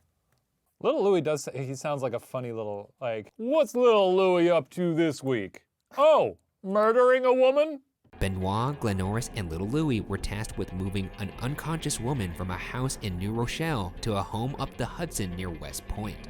The next day, Glenoris was informed that the woman had died, and he was asked to return to the West Point home to help bury her. Glenoris allegedly buried the woman under a concrete floor in the basement and was paid $250 for his involvement by a wealthy-looking man. There has been some speculation that man who paid Glenoris could have been George Griscom, though there's no hard evidence to support this. Bad dudes. If your friend comes up to you and says, I need a favor, help me move a lady, and you're like, yeah, sure. Into her apartment? No. Oh, no. She is unconscious. Gotta move her. Are we taking her to the doctor? No. To a quiet home somewhere upstate. Where she could rest. Yeah. Yeah. Next day, by the way, oops. After Glenoris confessed to helping bury the woman thought to be Dorothy, a team of detectives searched a home matching Glenoris' vague description on April 21st, 1916. When they got to the basement, the team was surprised to find an area of the concrete floor that appeared to have been broken up in the past. The area, however, was small, about 5 feet by 6 inches, and the caretaker claimed the floor had been broken to fix a gas pipe. When authorities returned a couple days later with the owner's permission to dig up the spot, they indeed found a gas pipe. Within the year, authorities were satisfied that Glenoris' claims were false. The third and final theory we're discussing today is that Dorothy accidentally died during an abortion. In April 1914, the Pittsburgh home of one Dr. C.C. Meredith was raided by police. Meredith, his nurse, and another doctor, one H.E. Lutz, were all arrested. The home was used as a private office where women would come seeking abortions. Lutz made a statement to the DA that at one time, Meredith had told him Dorothy Arnold had been one of his patients. From the way Meredith spoke of her, Lutz inferred that she had died and her body had been cremated in Meredith's office. While Lutz didn't admit to seeing Dorothy himself, he did testify that he'd witnessed another young woman who died in Meredith's care be cremated in the basement. In their raid, detectives did find 2 oversized furnaces in Meredith's basement. There's speculation that Griscom could have been who had impregnated Dorothy, but evidence of this or of Dorothy ever being in Pittsburgh for an abortion is scant at best. Just 2 quick things about that. One, even back then, women didn't have control over their bodies so much that they would have to go to a basement to get an abortion from a creepy doctor who would throw them into a funny little furnace. Not that that's relevant to today at all. Donate to Planned Parenthood. But number 2, I don't really know if this applies to her. I don't know if she got the abortion, went there, or even got impregnated by Griscom, or if the Griscom thing is even true, so this may be more just a wild public imagination. there is circumstantial evidence that maybe this happened because Lutz, one of the 3 people that was arrested in the raid, did say that the other doctor had told him that, Dorothy was one of his patients. Whether or not that's true, who knows? Well, she could have been there before disappearing as well, though? Or maybe he's trying to shave some time off of his sentence. Just lying? Yeah, just lying. He's lying. Yeah, he's lying to get time off, possibly. Or it happened. Yeah. I guess we won't know. I mean, Sorry. that's why we're here. Yeah. I know it's the end of the episode and you were hoping, like, the boys are going to crack it. We never do. That's the guarantee. Stories of missing socialites have always captured the public's interest. Something about a seemingly perfect life gone astray continues to fascinate our darkest imaginations. For Dorothy Arnold, a lack of clues that confounded investigators has also given rise to a slew of theories to debate over for more than 100 years. Despite decades of attention and global searches, as for what actually happened to the 25-year-old New York heiress on that December day remains unsolved. What theory do you got here, if any? Now me, I'm a bit of a romantic. So I'd like to believe that she eloped. I think she ran away. Just ran away, no eloping, just scrammed. I think she might have ran away. And in 1910, how hard is it to run away? Probably not that hard. Yeah, what? You burn your ID. That's it. You're a new person now. Anyways, check out Nancy Drew on the CW. gonna be great. It comes out on October 9th, Wednesdays this fall. She could have solved this case, I think. I think she could have. She's certainly better at her job than we are.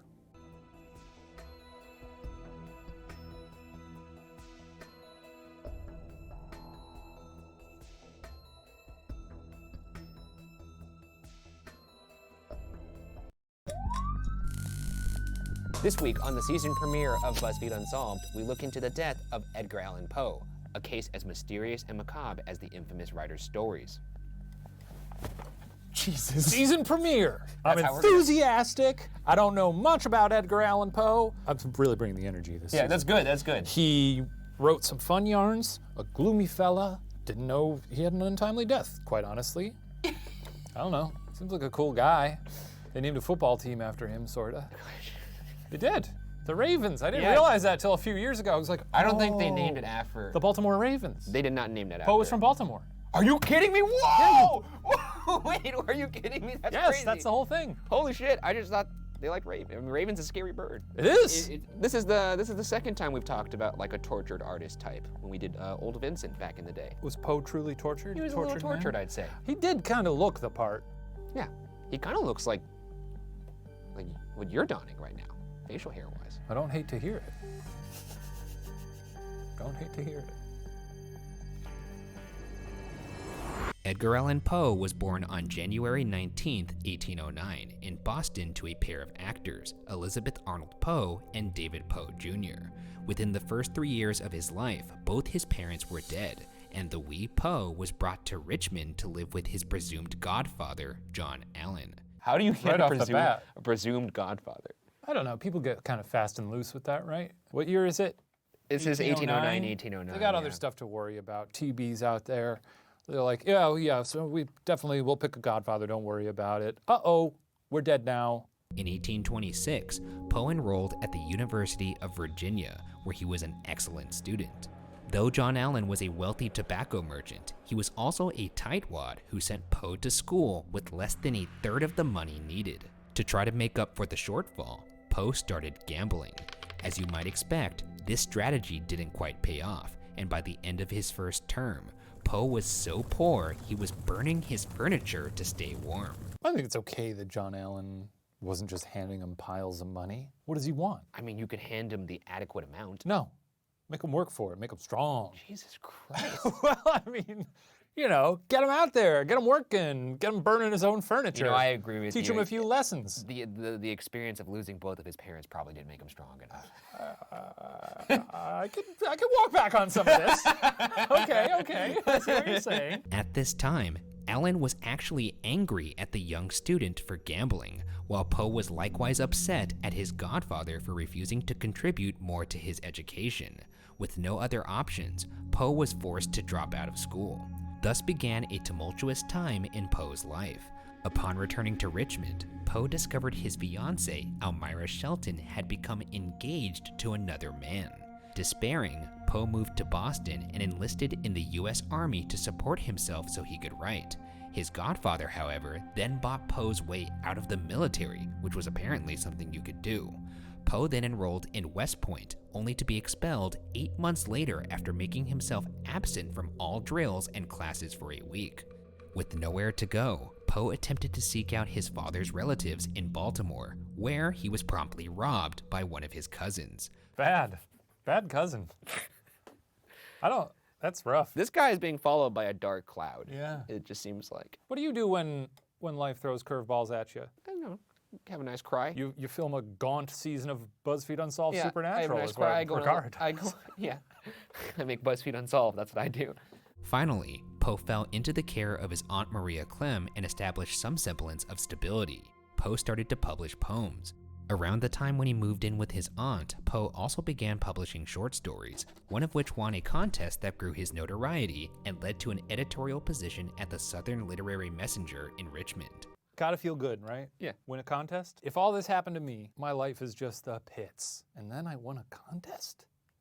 I'd be like, back on top. Still feels like the scales have not tipped. But Yeah, but this is the beginning. it is you the know? beginning. It's the beginning. This is a little pebble on the scale. It's true. Night's darkest before the dawn. Poe's luck was finally turning around. In addition to his newfound career traction, Poe had fallen in love with a girl named Virginia. Grossly, Virginia was his cousin. Even grosslier, Virginia was half his age. Despite these circumstances, Poe and Virginia married in Richmond in 1835 when Poe was 27 and Virginia was 13. Can I say? Yeah.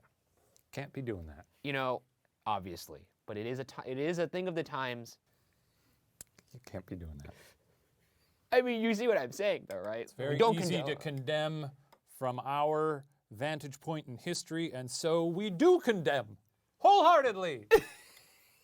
While their marriage was said to have been a happy one, it was also largely marked by money troubles. You telling me she wasn't out there in the I mean, raking in the dollars as a At 13, secretary somewhere or something? turning in her finger paintings to City Hall, Yeah. getting a nice little quarter. Poe continued moving about the eastern seaboard, piecing together different writing jobs, but finding it nearly impossible to make an adequate living. When his first collection of short stories, Tales of the Grotesque and Arabesque, which contained his famous story, The Fall of the House of Usher, was first published in 1840, Poe's pay wasn't even in money, but instead 25 copies of his own book. 5 years later, in 1845, the New York Mirror published Poe's poem, The Raven, which catapulted him to national acclaim. 5 years later? 5 years later. Rough. That's 5 years. 5 years ago, we started working at BuzzFeed. I know. Imagine, or even 5 years later, imagine all we have to show for it is your video dogs watching TV for the first time. It's a classic. A copy of it, an MPEG. It's a classic. I don't know why that is glued to every internet biography of me. Because it's a But it's masterpiece. always like, Shane Madej, a producer of Dogs Watch Television for the first time. It is a good video, for the record. Because those dogs do watch TV. And that's all you have is that MOV file for 5 years. That's all you have to show for it. No money, Not bad. just a copy of the video. A cat comes on screen and they're like, For a brief period, Poe was finally living relatively comfortably. In the life of Edgar Allan Poe, however, tragedy was never far off. In the winter of 1847, Virginia died of tuberculosis at age 24. Poe was devastated, and literary critics assumed that Poe himself would be dead before long. In 2 years' time, they'd be proven right. By 1849, Poe was said to have embarked on a wild spree, presumably relating to alcohol abuse. By the summer, however, he'd made his way back to sobriety, back to Richmond, and back to his first fiancée, Elmira Shelton. so is he going back to her now with like a copy of The Raven? Be like, how about this now, huh? Would you give Elmira a second chance? No. You wouldn't? No! You don't believe in the capacity to forgive? I would forgive, but I wouldn't forget. They were soon and once again engaged, with plans to marry after Poe returned from some business in Philadelphia. On September 27th, Poe left Richmond by steamer, stopping the next day in Baltimore. For the next 5 days, Poe's whereabouts are unknown. Easy to disappear back then, though, is the thing. Not hard. Yes, it is. It was easier to disappear. Nowadays, we got this surveillance. Yeah, surveillance state, You know, yeah, You go yeah. to get your money out of the ATM, and they. I don't care. I'm on the internet, you know. Everybody sees me. You're on famousbirthdays.com. That's right. Where it says that I am the producer of Dogs Watch Television. There it is, we're back. On October 3rd, Poe was found by an employee of the Baltimore Sun, Joseph W. Walker, delirious, immobile, and dressed in shabby clothing. Poe was discovered in a gutter outside of a public house that was being used as a polling place. What do you think about polls being in bars? Do you think that helps voter turnout? Yeah, that's actually not a bad idea. It is, right? I thought that was a pretty good idea, too. It's pretty good. You got to get the kids out there. Oh my God. Register to vote. This is a good time to say that. Right now? We can do I that know. right now. Look, be registered to vote. Talk to your friends about registering to vote. Scream at them. And celebrate with a nice brewski. Yeah, if you're of if age. you're If you're 21. over 21. It's a Poe essay.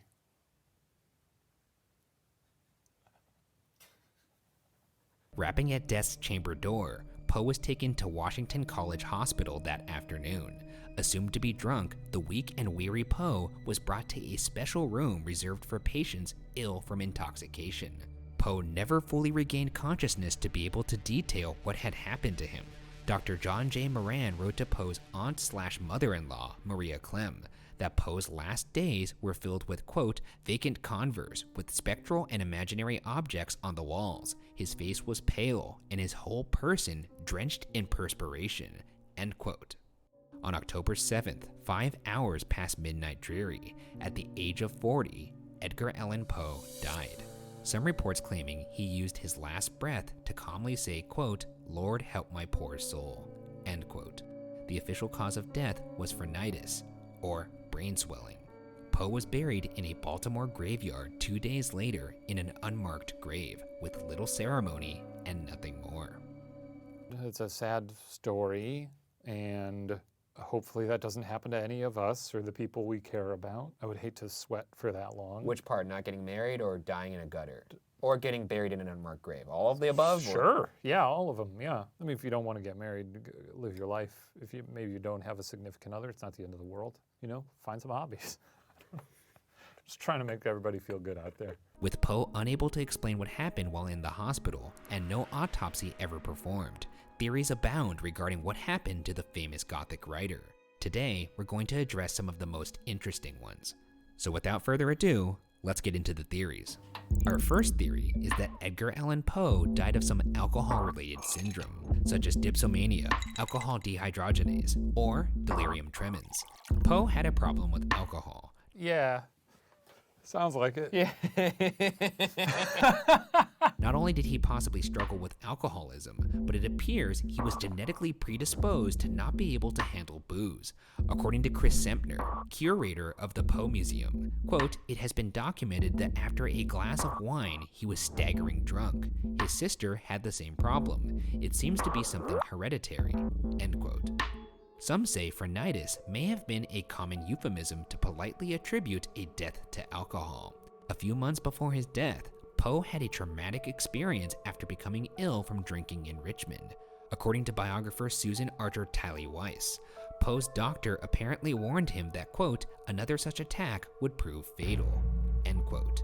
This may have contributed to him becoming an active and vocal member of the temperance movement for the months leading up to his demise. If Poe had fallen off the wagon during his 5-day disappearance, that could have explained the disheveled and terminal state when he was found. Temperance was dumb as hell. Can I say that? Why is that? You know, you gotta be, just because you don't like a chili boy here and there, you gotta go tell other people how to live their lives. You know, I don't like heroin. I don't think it's them What? getting on. What'd you say? What are you? Wait, what? I mean, I don't want to. Why did when you I say put- I don't like heroin, that doesn't mean. Why did you have to Not point for that me. out? How much heroin have you done today? None. I don't. Who are you trying to convince here? I don't enjoy this joke. Our second theory is that Poe was fatally beaten, perhaps after drinking. Since Poe would become inebriated after only one drink, he would have been an easy target for ruffians.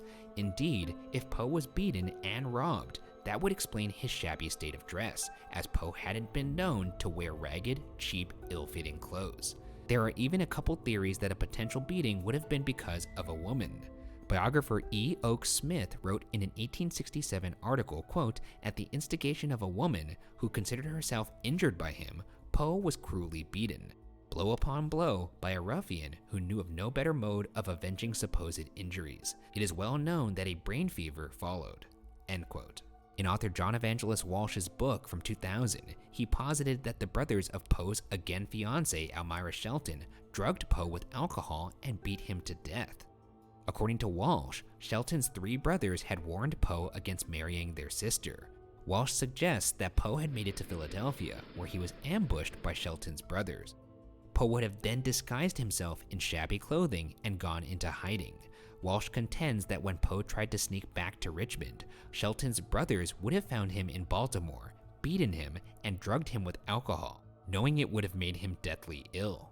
This meek, well-dressed man who wears cloaks. If you wanted him dead, you didn't have to get it. He was like a weird little spindly man with a head the size of a pumpkin. You've seen him. Or maybe I'm just thinking of the Funko Pops. Would you not want him, Would I not want what? Poe, as a brother-in-law? No, I wouldn't. He's a you beat him weird to dour death? man. I would not beat him to death. I can't even imagine you throwing a punch. No, I me can- neither. If I'm ever gonna throw a punch. I could only imagine you like backhanding somebody. No. like It would like a lord. It would be mid-conversation, and I'd maybe set it up a little bit. Like there's a great line from the OC where Ryan, Yes. the main character who's like from the rough and tumble parts of, Yeah. he says, "You know what I like about rich kids?" And the rich kid says, he's like, "Huh?" He goes, "Nothing." And he walks away. That's what I do, baby. But I might kiss my fist first. I might be like, you know? So your only fight that you've ever imagined is you sucker punching someone? Yeah, I'm a sucker puncher, all right. I'm a coward, baby. This took a turn. I would punch and What I'd is run. happening? I'd run real fast. Oh my God, I got you. Then I'd get on a train and I'd move to a different city and I'd change my name. Our third theory is Edgar Allan Poe was the victim of cooping, a violent form of voter fraud that was extremely common in Baltimore at the time. Cooping was when gangs would kidnap a victim and force him to vote multiple times in a variety of disguises. Strange. That's Strange when crimes were like this. just walking in there with a little Groucho Marx mustache. Yeah, on. very odd. Yeah, it's weird. It's a weird time. Also, it's a crime, and yet these people need to have some sort of trunk full of disguises. They're walking around with a carrot top trunk. Like the hardened criminals be like, "We got you now. Put on this feather boa. Okay, now the pink number. Put that on. The pink. Put that one on. That one with the spaghetti straps. I like that. Could you audition those glasses? I don't know if that frame fits. On, off, glass. You know what? Let's go with the other Funny one. little I top was hat. I was right the first time I overthought it. This was good. This was good character work for us. Let's keep going. This theory makes a lot of sense, as it explains why Poe was not in his normal clothes and why he was found outside of a polling place. During this time, voters were often given some alcohol after voting as a celebration. Because of Poe's genetic sensitivity to alcohol, if he had been forced to vote several times, thus having to drink multiple drinks, it could have explained the drunken stupor he was discovered in. Biographer J.H. Ingram during the late 1870s received several letters that caused him to believe this was how Poe met his demise. A member of the faculty at Johns Hopkins, William Hand Brown, wrote Ingram saying, quote, "The general belief here is that Poe was seized by one of these gangs, cooped, stupefied with liquor, dragged out and voted, and then turned adrift to die." End quote. If you're gonna kidnap someone to coop them, Yes. wouldn't you want to? I don't know how recognizable he was, but maybe don't pick Edgar a Allan world-famous Poe. author. Yeah, I don't think these people were beating up Edgar Allan Poe, and then one of them stopped midway and was like, "Wait a second, this dude wrote The Raven." This guy wrote Fall of the House of Usher. Haven't you guys ever read that? It's incredible. It's a beautiful story. You know what? I'm sorry, man. Get up. We love your prose. Yeah. We're sorry about We're this. really good. We'll take it easy.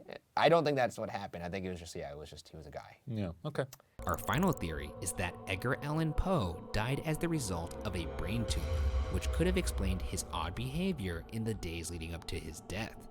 Though Poe was buried in an unmarked grave 2 days after he died, 26 years later, a statue was erected to honor his gravesite, during which his coffin was dug up so his remains could be exhumed.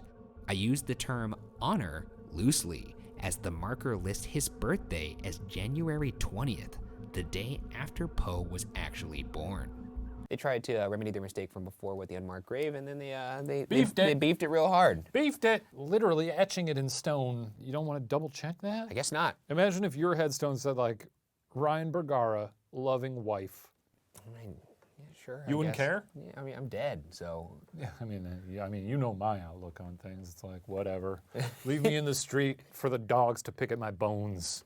That's another thing too. I've always wondered with graves, like when people leave things at the grave, like flowers or even like food or things that they liked. Yeah. If you die, isn't your grave like one of the last places you'd want to go check out? I mean, that's where your body is. Maybe your spirit I resides. I mean, suppose. a Dia de los Muertos. It's like the cemeteries become like a fun. That is true. I saw Coco. It's just I don't want to hang out at a cemetery if I'm coming back to Earth to. But the check cemetery things should be out. a happy place. Let's make Maybe. them happy places. I'm just saying that most times ghosts haunt the house that they were in or where they died. They don't go Or to wherever's convenient for the story. Yeah, I know.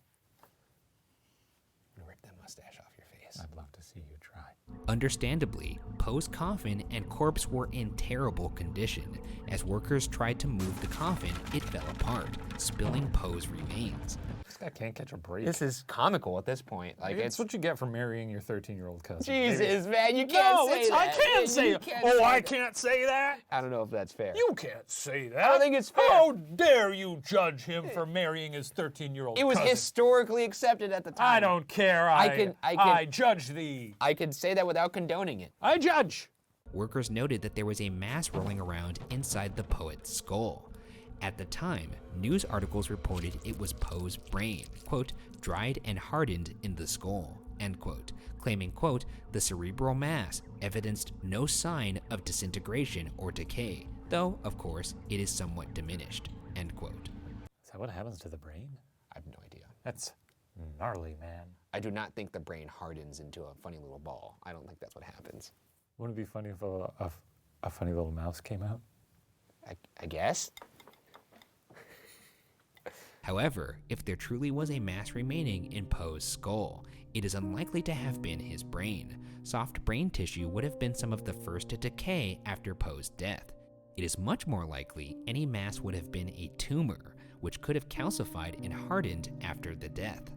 Expert testimony also suggests Poe had been told earlier in his life by a doctor that he believed Poe had a lesion on his brain that explained his adverse reaction to alcohol. Well, I will say that the tumor does explain a lot of things. It makes things make more sense because like all of the sobering up and all that stuff, it was all nullified by the fact that he just had a tumor. That's why he wasn't getting any. I mean, they also said he was talking to specters in his final hour. It could have explained some. We talk to specters all the time.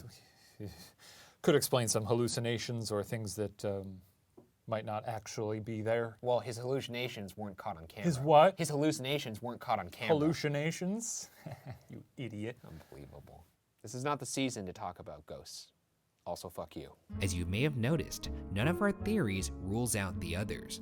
Edgar Allan Poe may very well have been beaten and kidnapped in a cooping scheme, sent to a stupor with alcohol after voting, and unable to recover due to a brain tumor, or any combination thereof. Wow, that's fun.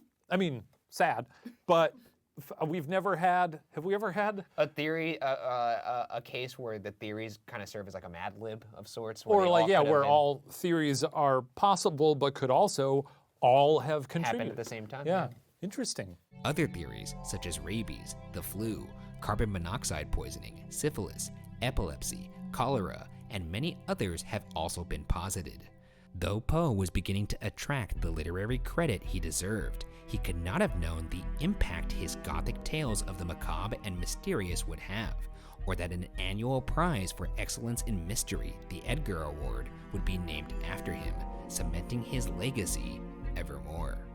With no autopsy and no official death certificate ever found, what caused the death of Edgar Allan Poe, one of America's most famous authors and poets, will likely remain unsolved.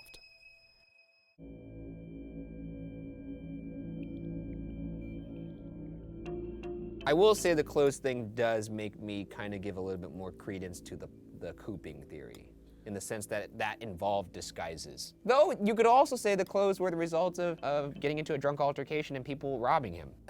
But also, who's keeping tabs on which clothes he owns? Well, it was that. Maybe he had some raggedy ones that he never wore that often and was like, oh, I'll take these traveling. I feel like if you showed up to work one day in raggedy, ill-fitting clothes, well, actually, that would be kind of conducive to who you are right now. Because, I mean, you said yourself, your goal in your 30s is to look weird. It is. So actually, that was a bad example. But anybody else that's normal, it would be weird if they all of a sudden showed up in things that didn't make sense. I'm different. I guess it's just unsolved. I guess so.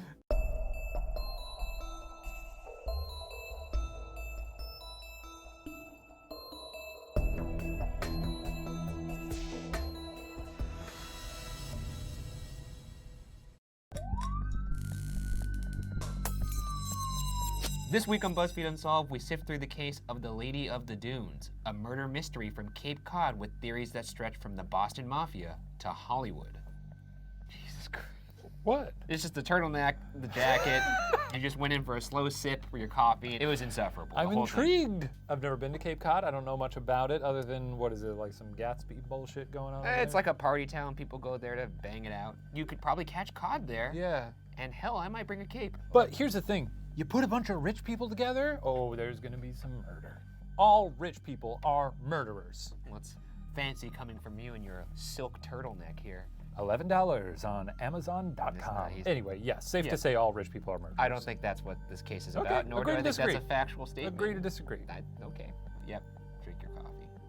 Drink it, go ahead. Oh, you son of a... All right, Leo, let's just get into this. On July 26, 1974, 12-year-old Leslie Metcalf was returning from the beach in Provincetown, Massachusetts with her family in the late afternoon. A local dog had followed them, and when it took off barking, Leslie decided to run ahead of her parents and follow. First off, you got any guesses what that dog was barking at? I don't know. I don't like dogs. I was running for exercise, and a rotten Dalmatian jumped right up against a fence and started growling for no reason, just because I was passing. I'm a nice man. Well, they do hate squirrels. Do you think he thought there was a little bushy squirrel tail on your face? No, it was dark out. I worry about this. If I ever have kids, them running away, then you see parents with their kids on leashes, and you're like, well, that's wrong. Yeah. But the more I think about it, I'm like, maybe put your kids on a leash. Spent that whole time, didn't even answer the question. What was the dog barking at? That was the Anything. Dogs bark at All right, anything. that Dogs- would have been an Dogs acceptable. bark at mailman. Dogs bark at a bird in a tree. Dogs bark at Anything a would have rock been an that- acceptable answer. You'd be a horrible contestant on Family Feud. In the dunes at Race Point Beach, amongst the scrub pines a mile east of a ranger station, Leslie discovered the decomposing body of a naked woman, approximately 5 feet, 6.5 inches tall, 145 pounds, between 20 and 40 years old, lying on one side of a beach towel, with her head on top of a folded pair of jeans and a blue bandana. It's estimated the body had been lying there anywhere from 10 days to 3 weeks before being discovered. Her head had been crushed on the left side, and she had been almost entirely decapitated. While no weapons were found, it's believed that something akin to a military entrenching tool was used to nearly sever the head. Also noticeably absent from the corpse were the victim's hands, presumably removed to avoid identification via fingerprints. Well, that's a lot. I will say that when you look at the details of the crime scene, it would seem that this was done by somebody who wasn't, I guess, like an amateur. Also insane that it had been there for 10 days to 3 It's weeks. a long time. The body goes through some stuff. But even from beyond that, like beyond the state of the body when you find it, 10 days to 3 weeks is a long time for it not to be discovered. But out there on the dunes, man. It's wide, it's expansive, though it is only a mile away from the ranger station. It would suggest that maybe the killer is a little bit more ballsy than would let on. Or they just know that the ranger is a doofus who's not good at their job. The violent state in which the body was left obviously suggested murder, and with no apparent sign of a struggle at the time, authorities believed that the unidentified victim would have known her murderer. Some of the only evidence of another person being around were size 10 footprints that indicated a heavy person who was running, and Provincetown Police Chief Jimmy Meads said the killer likely drove the victim to the dune in a four-wheel drive sand vehicle to sunbathe. It's interesting to me that the footprints lasted that long. So Could have also been someone who just stumbled upon the body and was like, you know what? we run into this a I lot, don't know though. about this. If you saw a body, would you call it in? Yes, I You would. have to, right? I would. Yeah. But I can understand where if, let's say you got a warrant out, maybe you didn't pay your taxes, you stumble upon a body, you don't want to invite any of that. It's probably safer to walk away sometimes. You do usually paint yourself as suspect number one when you call in something. Yeah. Which isn't that fair. So you stumble upon this body. What's your tone when you tell them? Hey, how's it going? I just, Oh, buddy. Well, you can't sell too much panic in the voice. How's it going? I found a body out on the beach. We should probably, you should come out here and pick it up. Send out the paddy wagon. Send out your boys. My kids play on this beach. Oh, I didn't know you had kids in this scenario. Were you lying about that to them? Because that's, Oh shit, would I be? you're lying now. Oh, now they have that on tape. My kids play on this beach. And now those cuffs are gonna be on my wrists in probably a day's time. Yeah. Shit. It'd be- I just got arrested. This is why people don't call it in. I just got arrested.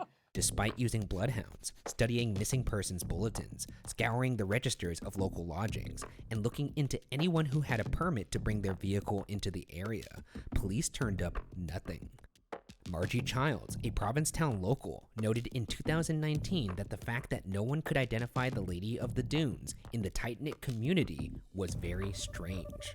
In their attempt to ID the victim, police turned to the victim's extensive dental work, worth thousands of dollars at the time, and noted to be of New York style.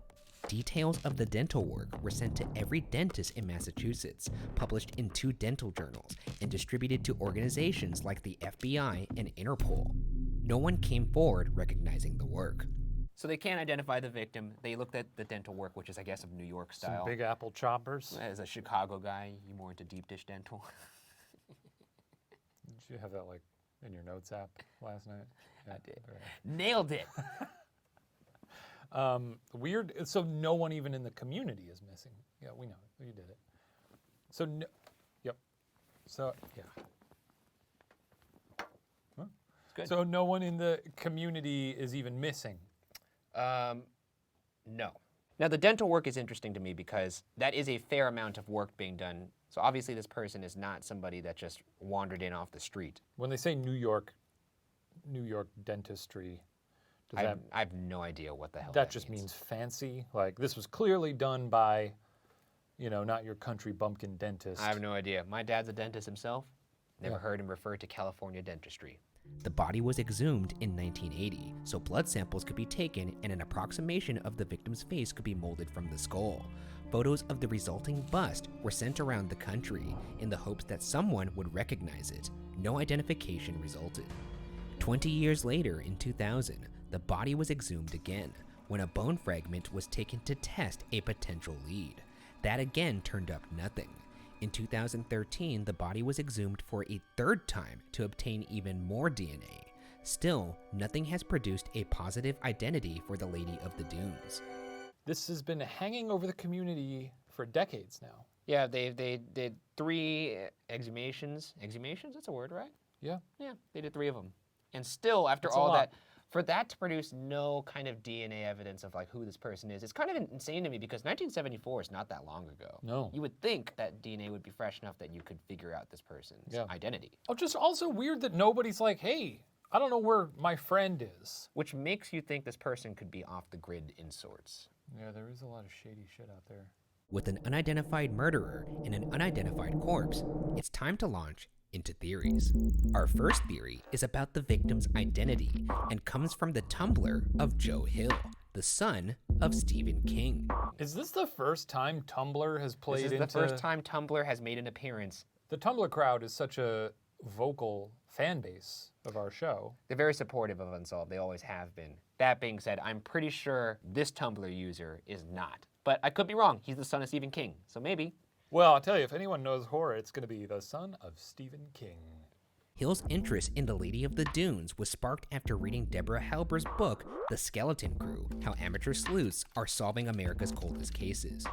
About an hour into a 40th anniversary screening of Steven Spielberg's classic film Jaws, Hill spotted an extra with a face that looked eerily familiar.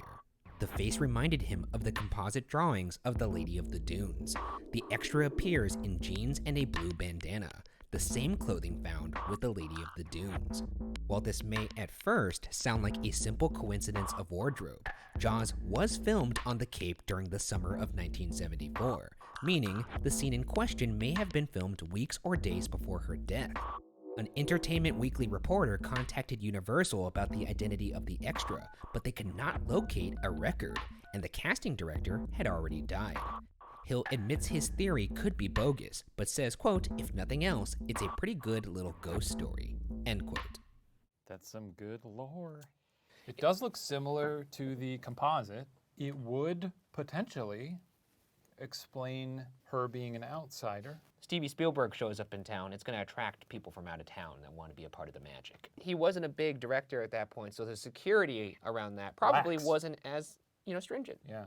Also, kind of crazy that that set was so loosey-goosey that they don't even have notes of the names of all the extras. I wonder if that's because it was just such a long, drawn-out debacle that they just sort of, a lot of that got lost in the shuffle. Or she did truly sneak onto the set. Yeah. And when they were shooting, just walked into the shot. Also, it fits the timeline, fits the location. She kind of looks like the person. Frankly, Joe Hill, I think you've done it. Yeah. Let's just end the episode there. Well, we can't. Okay, let's move on then. For our next theory, we move from movie monster to real-life mobster, Whitey Bulger. Whitey Bulger, you may recall, was the infamous Boston mob leader who was beaten to death in prison while serving 2 life sentences for 11 convicted murders, and it's widely thought he was responsible for many more. In 2015, a woman named Sandra Lee, who suggested her family was close with Bulger at the time of the murder and even called him Uncle Jimmy, told a reporter that the Lady of the Dunes bore a striking resemblance to one of Whitey's alleged murders. In particular, Lee believes the method of disposal and attempts to avoid identification of the body are strikingly similar to the murder of Debbie Davis. In Davis's case, the victim's teeth were removed, presumably in an attempt to avoid identification.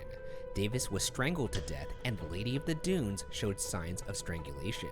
Davis's hands, however, were not removed. and the Lady of the Dunes' teeth were left in place. Bulger has never been officially associated with the case as a subject. Lee also claims to remember seeing Whitey in Provincetown at the time of the Lady of the Dunes' murder. What's more, for some reason, Lee has also claimed that when she was 9 years old, she discovered the unidentified body on the morning of July 26, 1974, before Leslie Metcalf, but did not alert authorities. I was starting to see what she was selling there for a second, but then she mentions that she saw the body and didn't identify it, which makes her kind of just seem like a kid making up a tall tale. Is she the one who also saw Whitey in town? Yes, that's what she says. This is a word of mouth theory here. However, Debbie Davis also was found near a shoreline, so there's similarity there, but like I said, the hands weren't cut off. But teeth removed. So still care taken to mask the identity in some way. Whitey Bulger does fit the description of the professional that I was suggesting earlier, that this didn't seem like an amateur killing or perhaps even a crime of passion. Yeah. I don't know enough about him to really peg him for this, but I guess all we really need to know is that he was a vicious murderer. True. So that's why, like, if we're theorizing that he may have murdered somebody else, I don't really feel too bad about it. Our third theory is that serial killer Haddon Clark, who is currently serving 70 years in prison for theft and the murder of 2 women, was responsible for the murder. This theory was first presented by Haddon Clark. Speaking with journalist and former police officer Alec Wilkinson, Clark claimed that while staying with his grandfather on Cape Cod in 1974, he lured a woman into the dunes, where he struck her in the head with a surf-casting fishing rod. He claimed he then retrieved a saw from his truck and removed her hands, using some of her fingers as fishing bait and burying the hands elsewhere. Casting doubt on Clark's claims is the fact that the details he provided about the murder were featured in newspaper articles. Clark also has a history of claiming involvement in other murders that never checked out. Bullshit. What a liar. Yeah, don't even give him the satisfaction. Nah. We should just move to the next Yeah. theory. Let's just swipe away. Go to hell, dude. Our final theory holds that the Lady of the Dunes was herself a criminal. The fact that her hands were removed could suggest that the murderer knew the victim's fingerprints would be on file somewhere. This led authorities to suspect the lady could be Rory Jean Kessinger. Kessinger had a criminal history of bank robberies and attempting to shoot police, including once in a hospital with the officer's own gun. When the Lady of the Dunes was discovered, Kessinger had recently escaped from Plymouth County Jail, just across Cape Cod Bay from Provincetown. While awaiting trial, someone was able to get Kessinger a hacksaw blade, which she used to free herself. In classic escapee fashion, she used tethered bed sheets to rappel out of a window and was met by a car that drove her away. I'm a guard at the prison. Yeah. I'm supposed to be making sure nobody gets out. I'm up there on the little tower. I swing the spotlight because I hear a commotion. I see a woman crawling down the side of the building. I go to sound the alarm, and then suddenly I put it down. I'm so impressed with this lady. Is she a monster? Is she bad? I mean, she did attempt to shoot a police officer with his Hey. own gun. What are you gonna do? Not that. That's what you're gonna do. But I'm so charmed by her savviness. She just tied bed sheets together. That's like some It's fairy cool. tale shit. That's not even creative. And it worked. Most people would probably scoff at that and say, well, that's only in cartoons. Nobody does this. Yeah, but I think if you're sitting around in a locked cell long enough, you'll think of anything. Yeah, and you ought to. I mean, assuming you're So a there's cool nothing- lady like this. there's What did she do? nothing- She just robbed some banks? And attempted to Baller. shoot. Well, the cop was, probably being mean to her. It's said the sculptural bust made of the Lady of the Dunes after the 1980 exhumation had a striking resemblance to Kessinger. In the late 90s, authorities tracked down Kessinger's mother, who agreed to give a saliva sample to see if her DNA meant she was the mother of the victim. The theory was so strong that it's what led to the body being exhumed again in 2000. Both tests failed in determining whether it was a match, which led to another test in 2002 that proved conclusively that there was no match between Kessinger and the Lady of the Dunes. What, but did she just disappear then? Yeah, and I think, So she may be, I mean, that's mission accomplished for someone she who may be out escapes there. prison. You She know, actually may be watching this video and hearing me lavish praise upon this her. is the first theory that we've had that has, I guess, a somewhat happy ending. Because Maybe. if you escape prison, the goal is to not be caught. Yeah. And if we found out the Lady of the Dunes was her, she got got. Yeah, if So- you're watching this episode, don't be tweeting like, that lady's so cool, because then the law's going to remember like, oh yeah, she escaped. Yeah, They're that's going to be true. going after her, so just keep quiet about it. This case has been closely followed in the more than 45 years since Leslie Metcalf discovered the Lady of the Dunes, resulting in numerous other theories with varying degrees of plausibility. In the 1980s, a psychic told Provincetown Police Chief Jimmy Meads that the victim was a Canadian nurse named either Carolyn or Marilyn O'Leary. While the word of a psychic may not seem like enough to merit further scrutiny, another person had also reported the victim to be an American nurse named Carolyn O'Leary, who had gone missing. Upon investigation, authorities found O'Leary to be very much alive. Great job, psychics. What a shock. What do you think about that investigative technique? I mean, I think all psychics are bullshit, so But I don't care. I will say that there has to be at least one case that a psychic actually solved. Otherwise, why would we keep using them? No one's using them. I think they're just like, you must believe me, and then some dipshit at the station is like, I think we should hear this lady out. Despite over 4 decades of dead ends, investigations continue. According to journalist Mary Ann Bragg, after 3 exhumations, authorities currently have the skull, ribs, the left scapula, the right scapula, a tissue sample of a leg, and hair samples in their possession. Cape officials are looking into a new method for identifying the body using DNA evidence and genealogy.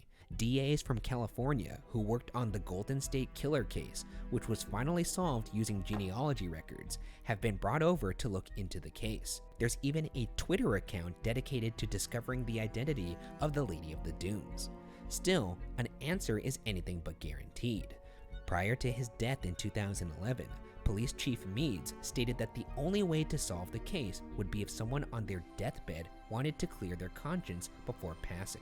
Without that, it appears the identity of the Lady of the Dunes, as well as her murderer, will remain unsolved.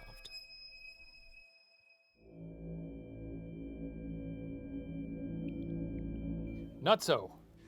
Yeah, it's a crazy case. I gotta say, after all those theories, and this is not just because I love the film Jaws, I do think it's actually a very interesting theory. It is interesting, but at the same time, I don't know if there's enough there. Maybe. And frankly, I'd like to enjoy the film Jaws without every time watching it being like, it's the Lady of the Dunes. The thing about the theory, though, is it doesn't solve the case. It just solves the identity of her. It doesn't have any kind of bearing towards who the criminal or the killer is. Yes, but once you figure out the identity, then You could start opening up a network. yeah, quite a prominent one, I would say. That is true. Well, we've once again failed. Thoroughly upsetting story with no conclusion. You know what? The turtleneck grew on me. Thank you. How about that mustache? No.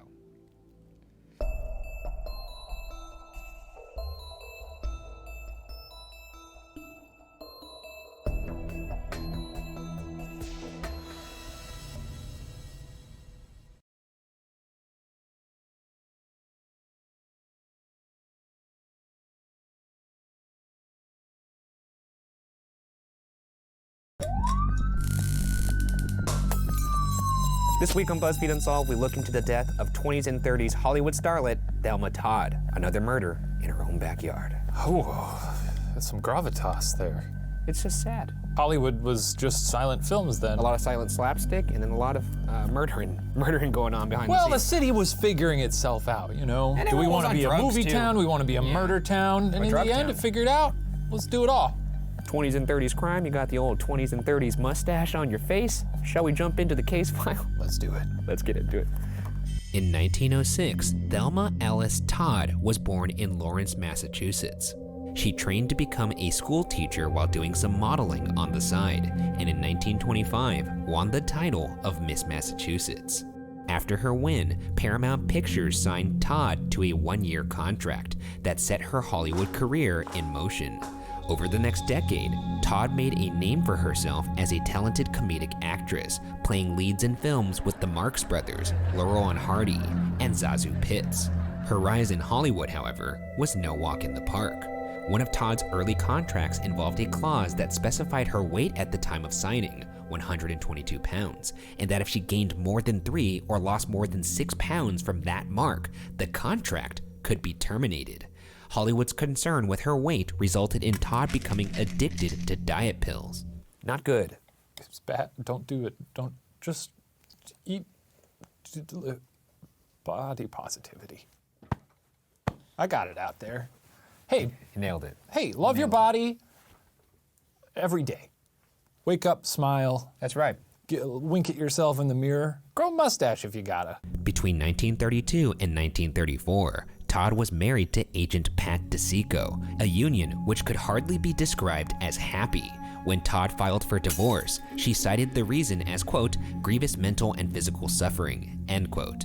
Todd also found herself fighting against typical Hollywood casting couch situations, even at the threat of being blacklisted. She refused to entertain producers at parties and was outspoken about her experiences. Nevertheless, Todd was known as a fun-loving party girl, extremely popular in the LA social circuit, carrying on multiple love affairs with men, and often overheard ordering her signature drink, 3 Fingers of Rye. 3 Fingers of Rye, that's a lot. Holy moly. I drink 3 Fingers of Rye, I'm on the roof. Fiddling? Sure. Just for context, Yeah. that's now whiskey. You know, I like whiskey, but I'm not drinking 3 Fingers of Rye. I mean, I'm not drinking 3 Fingers of Rye. I feel like you are. I'm drinking 10 Fingers, baby. Every time we go out to a bar, Ryan's like, give me a pint glass full of whiskey. Yeah, that's a hell of a signature drink. Yeah, you know what?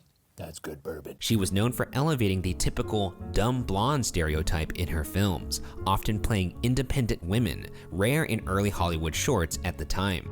Wary about being used in films simply for her looks, Todd once said in an interview, quote, building on beauty seems to me the worst thing any girl can do, end quote.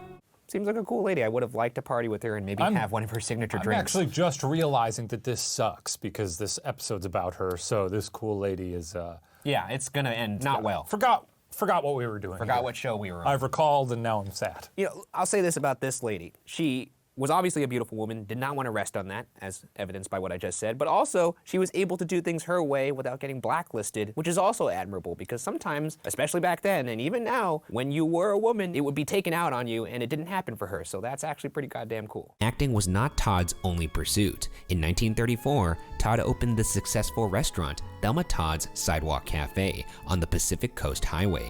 Her business partners in the venture were director and producer Roland West, with whom Todd had been having an on-again, off-again affair for the past 3 years, and silent film actress Jewel Carmen, who was also Roland West's wife. They had a little love triangle going. Oh, saucy. And then they thought, let's open up a restaurant. I smell a sitcom. Regardless of what they were doing, they were free loving. Business, pleasure. Oh, you know, mix them together. Why not? You know I what would I'm like talking to about? see you never mix those together ever again. I mean, that's what they were doing. You know? That's what they could do. That's what you should never do in front of me. You imagine going to that restaurant and be like, I'd like a cheeseburger. And they'd be like, we'll get that to you in a sec after we finish doing it. Just wiping sweat off their brow. Yeah. Oh, whew. Sorry, a little extra sauce on this one for you. Todd kept an apartment above the cafe, as did the West Carmens, with only a single drawing room separating the units.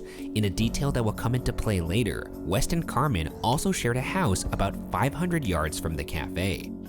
On Saturday, December 14th, 1935, Todd attended a party thrown in her honor at Cafe Trocadero, a popular nightclub on Hollywood's Sunset Strip.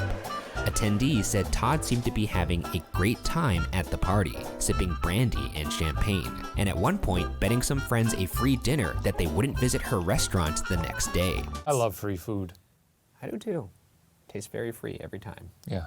And that's the best. I'd eat free food off of, well, never mind. I don't want to get into it. I love free food. Roland West had asked Todd to be home by 2 a.m., and at 1:50 a.m., Todd asked famous theater manager Sid Grauman to call West and inform him she'd be leaving soon. Regardless, Todd stayed at the party until around 3:15 a.m. Todd's chauffeur, Ernest Peters, dropped the starlet off at the roadside cafe sometime between 3 a.m. and 4:20 a.m. Sunday, the friends Todd had bet wouldn't show up came to collect their free dinners. Though no one had seen Todd at the restaurant, the friends nevertheless enjoyed a comped meal. The next day, December 16th, Todd's maid, Mae Whitehead, began her morning routine, which included getting Todd's Lincoln Phaeton ready from Roland West's home and bringing it down to Todd at the apartment above the cafe. When Whitehead opened the garage, she found the body of Thelma Todd, slumped over the steering wheel with a broken nose and 2 cracked ribs. Todd's obituary in the LA Times described the scene in graphic detail. Coagulated blood marred the screen comedian's features and stained her mauve and silver evening gown and her expensive mink coat when she was found. Her blonde locks pathetically awry in the front seat of her automobile in the garage of Roland West. Ay, ay, ay. This is a bummer. She seemed like I was having fun with her. In her honor, maybe we could try and figure out what happened to her. Or maybe do a fun little screening? A little marathon? Or we could try and figure out what happened to her, because that's what we're here to do. That's why we're behind the desk. That's right.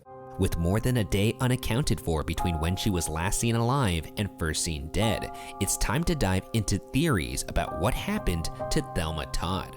Our first theory is the official grand jury verdict of her death, that Thelma Todd died of accidental carbon monoxide poisoning. It was a cold evening in the middle of December. Her apartment was near the ocean, and Todd was wearing a lightweight gown, though she also had a mink coat. It's assumed that upon arriving home early Sunday morning, Todd was locked out of the building her apartment was in and went to the garage of West's house, where she got into and turned on the car to stay warm, making the fatal mistake of leaving the engine running with the garage door shut. I mean, we're going to get to the obvious. Yes. Which is that generally carbon monoxide poisoning doesn't result in broken ribs nose and yeah. You know, that is a good point. Perhaps you're not the idiot I figured you to be. Detective brain. Maybe you do have a detective brain. I do, I'm very observant. Big brain, big head, big hair. Yeah. All three in tandem. You're the triad of detectives. My brain is large. Has many synapses. I could already hear people typing away and making that into a GIF. The county autopsy surgeon, Dr. A.F. Wagner, fixed Todd's time of death about 5 a.m. Sunday morning. The New York Times quoted Dr. Wagner as saying, quote, "The autopsy showed monoxide poison to the extent of 70% of total saturation in her blood. There may have been other contributing causes, but that definitely was the major factor," end quote. It's interesting Dr. Wagner mentions how there may have been other contributing causes, as there are some notable details that may point away from an accident. For instance, while it's possible Todd's nose could have broken as she slumped unconscious onto the steering wheel, it is harder to say how Todd sustained 2 cracked ribs. Trying to entertain the idea that she could have somehow done that herself. It seems tricky. Maybe she could have fallen outside somewhere and then was like, oh, I'm That is so where my mind went. injured. Let me take a seat in the car. Oh, it's chilly, I'll turn the car on. I mean, was she potentially inebriated she was at this drunk. point? Yeah, it seems far-fetched. However I try to figure it, it doesn't work. I'm not sold, not buying it. No. Todd was also known for her interest in cars, and there was apparently a media campaign informing the public about carbon monoxide poisoning. It seems highly likely Todd would have known the dangers of running a car in a closed garage. There's also the question of how Todd wound up in the garage in the first place. Todd would have had to trek up the hill from her apartment to Roland West's garage. Her shoes, however, were not consistent with having walked 500 yards on uneven ground in the damp night. Additionally, when her body was found, her hair was still neatly styled for the party at the Trocadero, not as tousled as one would expect after walking through the reportedly windy evening air. This is what I meant about her not maybe taking a tumble, because she had heels on. The hill that she would have to walk up to get to the garage was substantial. Yeah. No dirt on her shoes, nothing on her gown that would suggest a fall. Her hair still styled. It was a windy night. Seems much more consistent that she was placed in the car as opposed to getting there herself. Yeah. Especially in a drunken stupor. I know also though, sometimes the hair back then, very firm. Yes. Firm. And look, when I've been drunk at the end of a night, I've done some funny things to get into like my bedroom if I forgot my key, but even still, don't think I would be capable of doing that while still looking intact for the most part. You make strange decisions. One night I was very cold, I slept in my trunk. One night I was very cold and I slept outside the front door. Like a little dog. Like a little dog. That's pretty funny. Because I couldn't get in. Well, we've slept places. And I tell you what, my hair was very tousled. West himself seemed to think Todd's actions were a bit suspicious.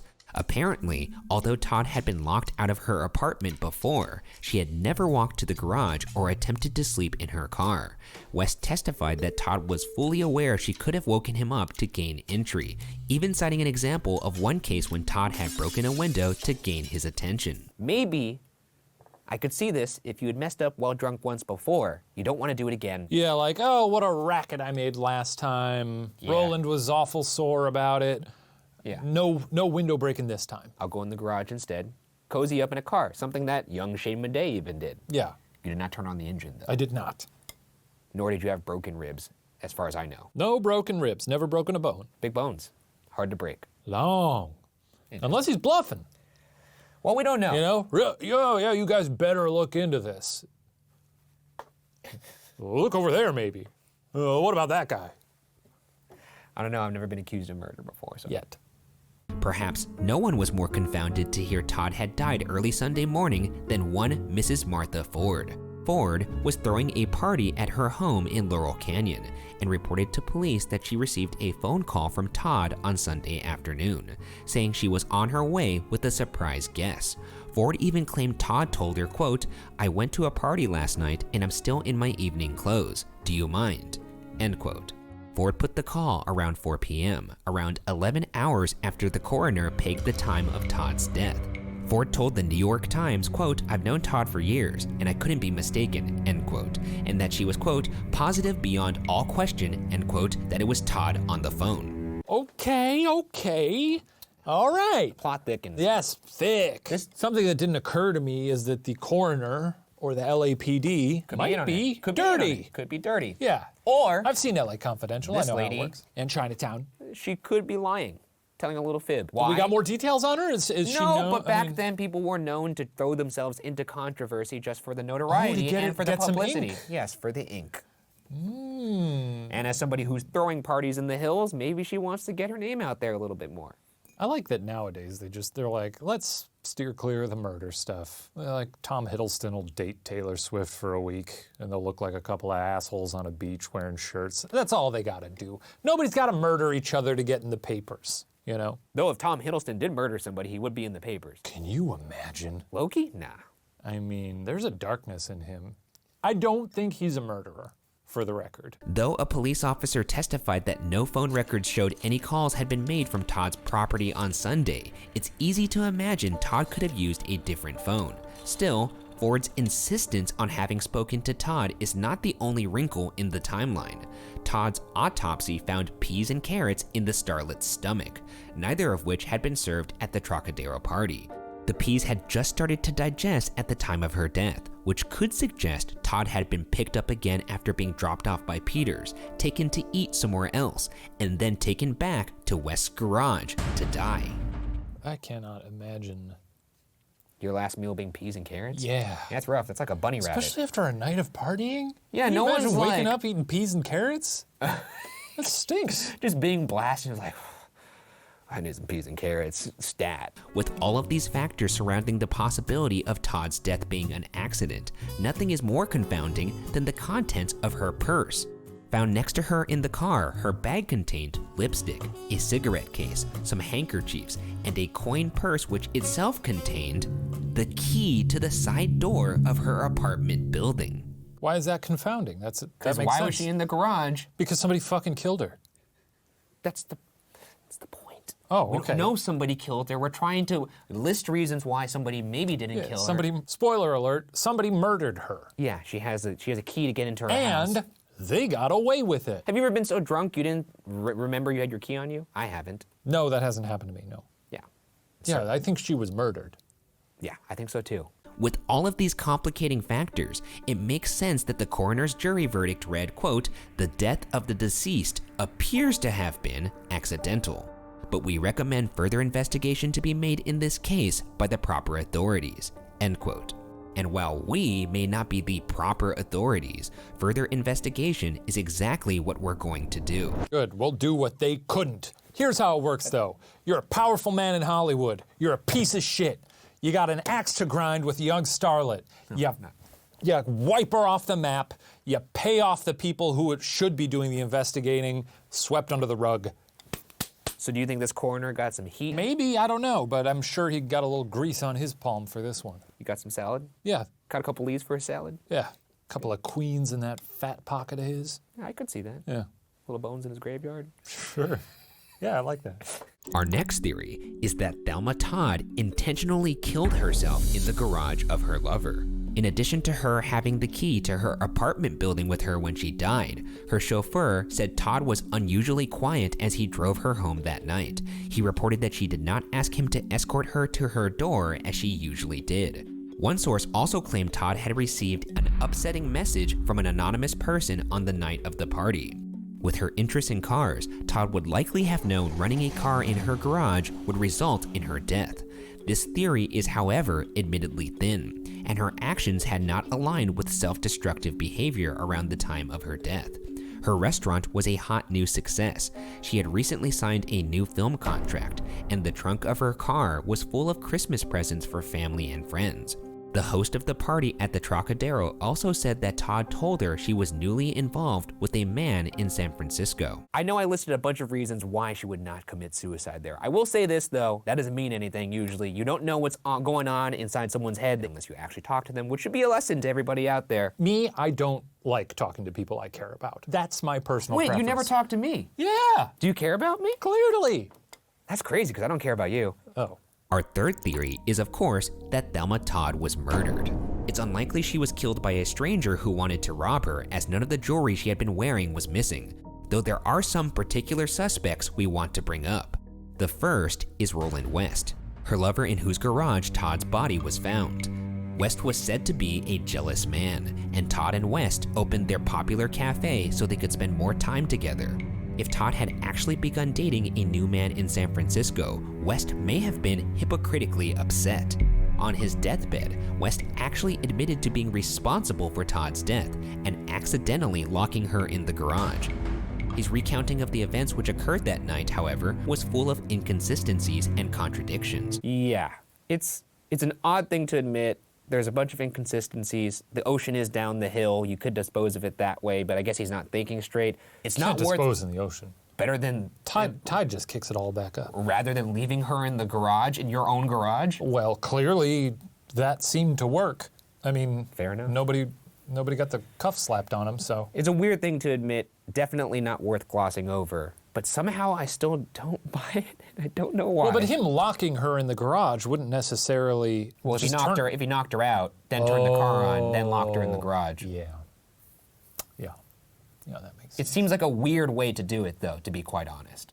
Another suspect is Jewel Carmen, Roland West's wife. While a jealous wife might sound like an obvious suspect into her husband's mistress's death, it is said she did not resent her husband's affair. Instead, the Chicago Tribune claimed Carmen threatened to kill Todd for squandering money at the restaurant in which she, her husband, and Todd were business partners. Beyond a potential motive, however, there is no physical evidence Carmen was involved in Todd's death. So Jewel Carmen's beef with Thelma Todd wasn't over the affair necessarily as much as it was over money from the business. that Yeah, they but all- what's murder gonna fix, you know? Nothing. Right. Obviously, I maybe guess you're it not- could have been like a fit of rage, Yeah, like you're I'm not- pissed at you Yeah. for skimming a little off the top. Seems a little obvious. circumstantial, no real evidence, just a motive. Yeah, not enough to it there. You could make the argument that after Todd is out of the picture, Jewel Carmen and now Roland West have full ownership of the cafe, though it is called Thelma Todd's Roadside Cafe. Yeah. Also, that's more work for you. You know? Yeah. Who wants that? Yeah. You know what? I'm not buying it. The third suspect in a potential murder is Todd's ex-husband, Pat DeSico, a self-described, quote, agent with underworld connections, end quote. Jesus, who describes himself as an agent with underworld connections? I do generally. When have you ever slipped that into a It's casual on my business conversation? card. Agent with underworld connections? Yeah. Shame a day, agent with underworld connections. Nice to meet you. Let's talk about this Prius I'm trying to sell you. DeSico was said to have a violent temper, and his second wife, heiress Gloria Vanderbilt, described him as a brute with a bad temper who would physically abuse her when he was drunk. Not a surprise that DeSico shows up here, and not a surprise that he was a human garbage pile. Yeah, a flaming human garbage pile. I mean, if he, picked up a young starlet as his wife, knowing the system, probably not a nice guy. I can't think of a colder take than a guy who puts hands on women. Not a good dude. I called him a pile of garbage. Yeah, I know, that's what I'm saying. It's like, it's very obvious. Hot take? Hot take there. Hot take there. I don't think this guy's a good guy. The night before her death at the Trocadero, Todd ran into DeSico. Many eyewitnesses said their interaction seemed heated. When summoned for the grand jury, DeSico testified that he hadn't heard about Todd's death. In Todd's will, dated from when they were still married, DeSico was left $1. Brutal. It's kind of like, at that point, don't leave him anything at all, but it's a sick burn. It's a sick burn, I enjoy. Yeah. A fourth suspect, one that was especially popular at the time, is that mobster Lucky Luciano had put a hit out on Todd. Earlier in 1935, Todd received a string of 8 letters threatening her life if she didn't pay $10,000, signed by the quote, Ace of Hearts, end quote. Don't blackmail people. I mean, one, it's illegal. And if you're gonna do it, get a better pseudonym than Ace of Hearts. Ace of Hearts. That's a shitty It's not even alias. threatening. No, it's not. After a suspect was arrested in August 1935, however, the letters stopped. Nevertheless, Todd, who was found dead 4 months later, was convinced the whole ordeal was mob-related. Many speculated Luciano had wanted to set up a high-ticket casino on the 3rd floor of her restaurant, but Todd refused, resulting in her murder. This theory supposes that after she was dropped off at the cafe, someone with ties to Luciano picked her up again, took her out to eat, killed her, and put her in West's garage afterwards, which could explain the peas found in her stomach and her 2 cracked ribs.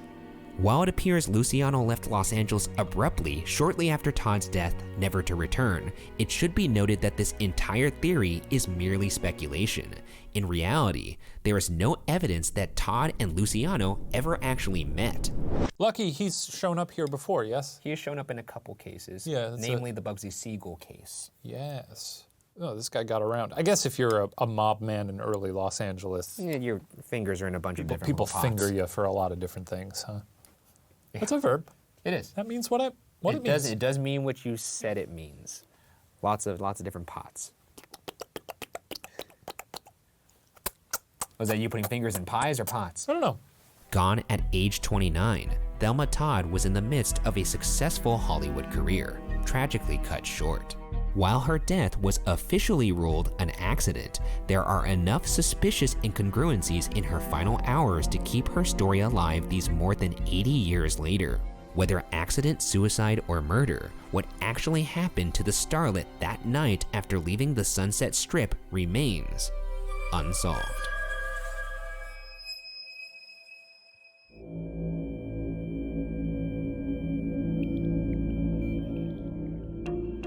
Out of all these theories, which one do you think is the most likely? I'm gonna go with, I mean, honestly, it seems like, to me, she was possibly assaulted and then placed in the car, maybe not very conscious. Car was turned on, that was that. I too believe it was murder. And if I had to say who it was, probably the ex-husband. But, I can't say that.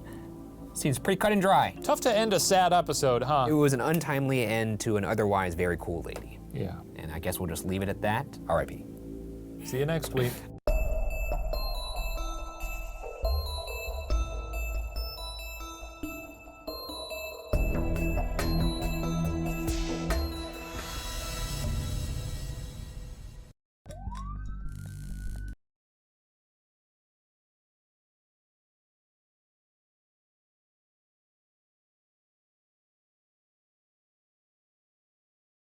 Okay, I'm gonna be right back. I'm gonna go to the bathroom and I'm gonna get me a little snack. So I will be right back.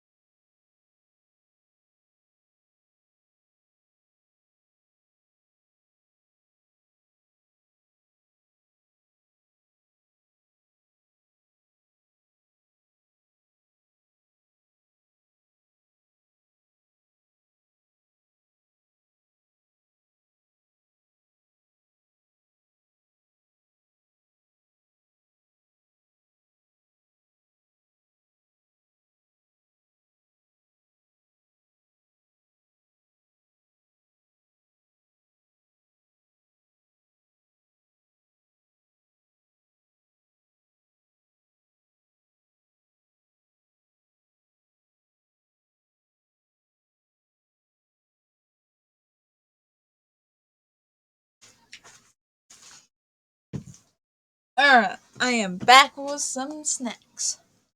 I guess this should have waited here, and we'll go back to our mysteries. Mystery page. And we're back. Oh, hold on. Let me...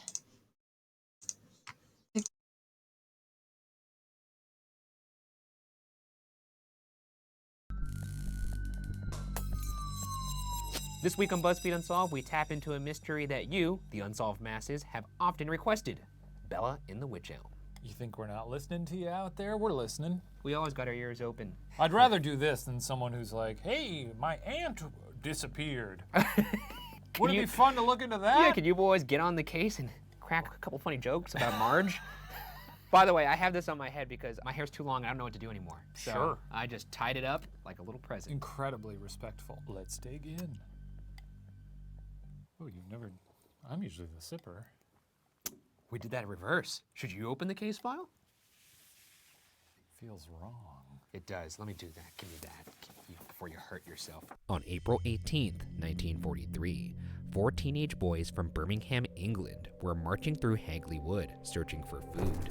World War II was raging across Europe, and due to rationing, Bob Farmer, Robert Hart, Fred Payne, and Thomas Willits were on the lookout for bird nests that might have some free eggs. Fun to hunt for eggs with your boys. Because they were starving, though. Yes, but that's what they were doing. I'm not making a joke You about started it. the sentence with fun to hunt with eggs with your boys. It sounds like a fun thing to do. Not when you're starving, though. Let's say you're not starving. Still fun to go out in the woods and hunt for things with your boys. I suppose, yeah. One of the boys split off to look in the stump of an old wych elm tree. When he peered through the tangled branches, a round, white object caught his eye. The young man had not discovered an egg, however, but a human skull. One of the boys used a stick to remove the skull from the tree. Before leaving the scene, the skull was replaced, and it said the boys vowed never to speak of it again. By the next day, one of the boys squealed to his father, who in turn alerted police. Do you think... How would you react, actually? I'm curious. I was actually going to say, here's how I would react. Oh, dude! Like that. To a human skull. Probably. You wouldn't go, zoinks, let's get home. Because Or that's better? Zoinks? I would drop it, I'd scream, and I'd run straight to my mother. It doesn't shock me, actually, now. I don't know why I was shocked by you not being alarmed by a human skull. It's different, though, when it's a skull, because it's like, well, it's just a funny skeleton. It's a funny bone man. It was a human's head. It was. Now imagine a skeleton with hair coming out of it, how scary that is. You ever think about that? Does hair go through the skull, or does it come from the top? Absolutely not. How does it start? Do you understand anything about science? I don't. Or, How does, oh my- where does hair start? Do you think it starts in the brain, Ryan? Yeah, it starts in the it brain. goes through the skull. brain. No, but what part of the epidermal layer is it on? Like, is it just like... I don't know, but it's above the bone. Then why is it sometimes on the skull? What are you talking? Because it's connected to the skin that is connected to the No, skull. but the skin is gone, is what I'm saying. And I've heard that sometimes the hair is stuck into the skull. That's not true. Does hair grow through the skull? One of the boys, Thomas Willits, accompanied police back to the stump, located just 35 yards from Hagley Wood Lane. Authorities found a tree approximately 5 to 6 feet tall, with an opening that tapered down, getting as narrow as 17 inches in diameter at one point. Investigators gathered the skull and other bones from the tree, as well as some bones found in the surrounding area believed to have been scattered by foxes and squirrels. I wouldn't bother. Jesus Christ. It's bones! It's a fucking person. They were bones. They're bones bones now. by now. You're bones now. I am bones now, but there's a lot of meat around those bones. When I am bones, if you find me somewhere, Well, you want me to use your Carry femur on. as a frisbee or something? Or sure. A boomerang? Give a it to bonerang? a dog. I don't know, I'm not going to do that with your bones. I'll bequeath my bones to someone else. You strike me as a cremated kind of guy. I am a do whatever the hell you want kind of guy. Jesus Christ. I did see a video of a sky burial, and I love that, where they put your body out in a field and they kind of chop you up into fillets, and then a bunch of giant vultures come and eat you. I had a much different image in my head Oh, like you put me in a cannon and just shoot me at the just sun or put something? you in a plane and just throw you off the plane. That actually sounds pretty baller, too. Someone chilling on like a inner tube in their pool, and all of a sudden, just Shane Madej's corpse rains from the rockets sky. into the ground. ruins Like Marge's God shot me afternoon. out of a gun. Forensic scientist Professor J.M. Webster was then able to partially reconstruct the skeleton of a woman between 25 and 40 years old, most likely closer to 35. The bones showed no signs of disease or violence, though a large piece of taffeta had been stuffed into the mouth, leading to a suspicion of asphyxiation as a possible cause of death.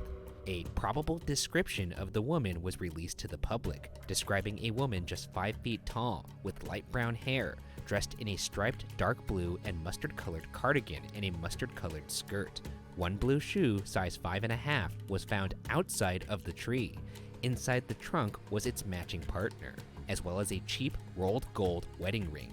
It was believed the woman had been dead for at least 18 months. Suicide as a possible cause of death was ruled out due to the peculiar shape of the tree.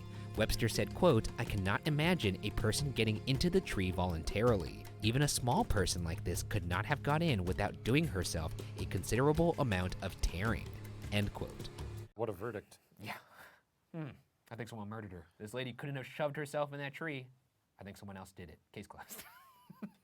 But who put her in there is the question. And also the question, if someone were to have, say, murdered her, you would have to do it almost immediately before rigor mortis set in. Either that, or they waited till complete decomposition and then shoved the bones in there. But I don't think that's the case either. 'Cause That's a long wait for complete decomposition. Do you ever think about how weird it is to like, okay, so you pick up a body, right? You're picking it up when it What are you has the talking meat and about the when bones. it decomp- No, when it's fully a skeleton.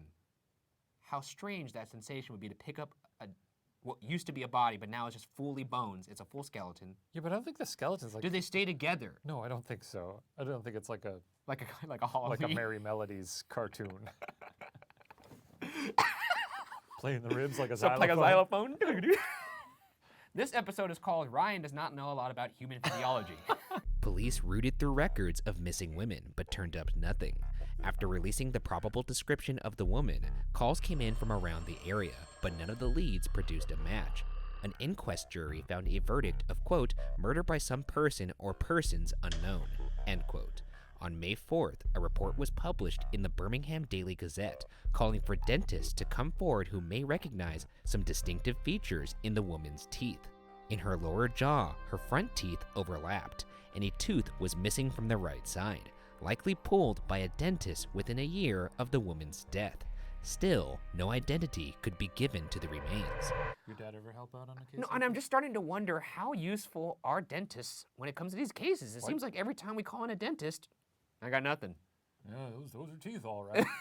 In March of 1944, an empty building in Birmingham was graffitied in chalk, quote, "Who put Bella down the wych elm, Hagley Wood," end quote. It had been almost a year since the body was found, though this was the first time she was given a name. The words appeared too high up on the wall to be attributed to boys pulling a prank, and police were intrigued. After discovering this graffiti, another report came in to authorities about a house on Hayden Hill Road that had similarly been vandalized months prior with the words, quote, "Who put Lubella down the wych elm," end quote. Because the graffiti was all in the same handwriting, and because the tags all spelled witch correctly, police believed a lone countryman was responsible. Anyone who knew of a Bella who had gone missing were asked to alert police. What is this person accomplishing by doing this? Raising hell, you know? Getting people talking about it. Creating hysteria? Yeah, also probably putting pressure on the investigation. Do you think this is someone trying to pressure the investigation to get closed, or you think this is a killer mocking the police? Which one do you lean towards? I lean toward the former. I feel like someone is just Oh, interesting. stirring the pot. I actually think it's someone mocking the police, like a Zodiac of sorts. Then why wouldn't you just put, I put Bella in the wych elm? Because who put Bella in the wych elm is... Me. No, I'm saying that's like Oh. more provocative. I feel like more provocative is, I put Bella in the Can wych you imagine elm. that's how they solve the case? They're at a town hall meeting and they're like, who put Bella in the wych elm? And someone goes, me! It was me! In August of 1944, the writings began to appear again. Quote, "Hagley Wood Lubella was opposite Rose and Crown, Hasbury," end quote, was found written both in nearby Halesowen and Wolverhampton. Again, the handwriting appeared to match the previous vandalism. Still, no one could turn up records of any Lubella or Bella that matched the body found. In 1953, 9 years after the last graffiti of note appeared, police finally found their witch elm Banksy, though it turned out the authorities had been barking up the wrong tree. The county's detective superintendent remarked, quote, "It was the work of a crank who we are satisfied knew nothing and had nothing to do with the case, so it seems that Bella wasn't even Bella after all," end quote. So just a funster. Just a funster. You live in a quiet town. Most exciting thing that's happened in the past decade is that they found bones in a tree. Why don't you do anything else that's not as disrespectful? Well, I'm saying there's a big bone commotion, and that's fun, and then it dies down, and everyone stops talking about the bones. You're going to work. Nothing exciting is happening. Well, it sure would be fun if everyone got in a tizzy about them bones again. Write about the bones on a Or wall. why don't you do something else, like crop circles? Well, they do that all there, too. So That's what I'm saying. You could do something that's fun like that. crop circles are a lot of work. With police stumped, it's time to examine some theories. Our first theory was one advanced by police early, that the mystery woman's death occurred during one of the war's air raids. Upon hearing air raid sirens, the woman may have sought safety in the woods. Police supposed the woman may have been attacked and gagged, perhaps dying accidentally as a result, and then stuffed into the elm. Her family would have then assumed she died in the raid and not alerted any authorities. However, this theory fails to explain how the woman got in the tree and who was responsible. One thing about the air raid could be the actual sirens going off would then cover any screaming. True. Air raids are scary, man. I can't even imagine. Growing up in Illinois, you get those tornado sirens every now and then. Knowing you, I'm surprised you wouldn't just walk out into the open with your arms spread wide, just screaming, "Take me" at the sky. Not for tornadoes, not for tornadoes. You ever seen Twister? I've seen Twister, yes. It's no joke. It's strange when your life is just interrupted by a large noise that everybody else can also hear. There's no excuses, you know? It's like, well, I guess me and everyone in this neighborhood and county have to hide now. Time to hide, everybody! A spookier theory, detailed in a 1950 article in the Birmingham Daily Gazette and harbored by Egyptologist Dr. Margaret Murray, posits that the woman may have been a human sacrifice. Murray stated she believed there were, quote, "still remnants of witchcraft in isolated parts of Great Britain," end quote. According to Murray, quote, "the sacrifices are carried out by people who still believe in a religion practiced in Britain before Christianity, whom we call devil worshippers. They still practice black magic. The belief is that if life is taken out of the ground through farming, it must be replaced by a blood sacrifice," end quote. Murray believed not just the woman found in the witch elm, but also another person later found murdered in the area could be attributed to these devil worshippers. What a crock of shit. Why do you say that? Here's the thing. I think what happened was somebody bad committed something very bad, and then somebody else took that and tried to wedge it into this narrative of devil worshipping and then like had an agenda. But I know I'm the resident supernatural guy, but to me this just seems like plain old murder. But this doesn't feel like supernatural so much as people believing in the supernatural and acting out on it. There's no evidence of supernatural here. It's just people being like, I really want to win the prize at the farmer's market, so I'm going to feed my soil with the blood of a virgin. I just don't know if shoving someone in a witch elm is very ritualistic. I'd say so. I think clearly it worked as a way to hide a body. According to author Donald McCormick, there had always been talk of Hagley Wood being the home of some covens of witches. He even pointed to an ancient tradition of trapping a witch's spirit inside a hollow tree, using it as a sort of prison to prevent her from causing any further trouble in the world. There were indications that the tree in which the body was found had, before the body was placed inside, been occasionally trimmed, which stunted its growth. I gotta plant one of these trees. That's what you took from that? Yeah, I guess. That's alarming. It'd be fun to have people over and be like, you see that? There's a witch elm. I swear to God, I thought you were going to say it'd be fun to have people in a tree.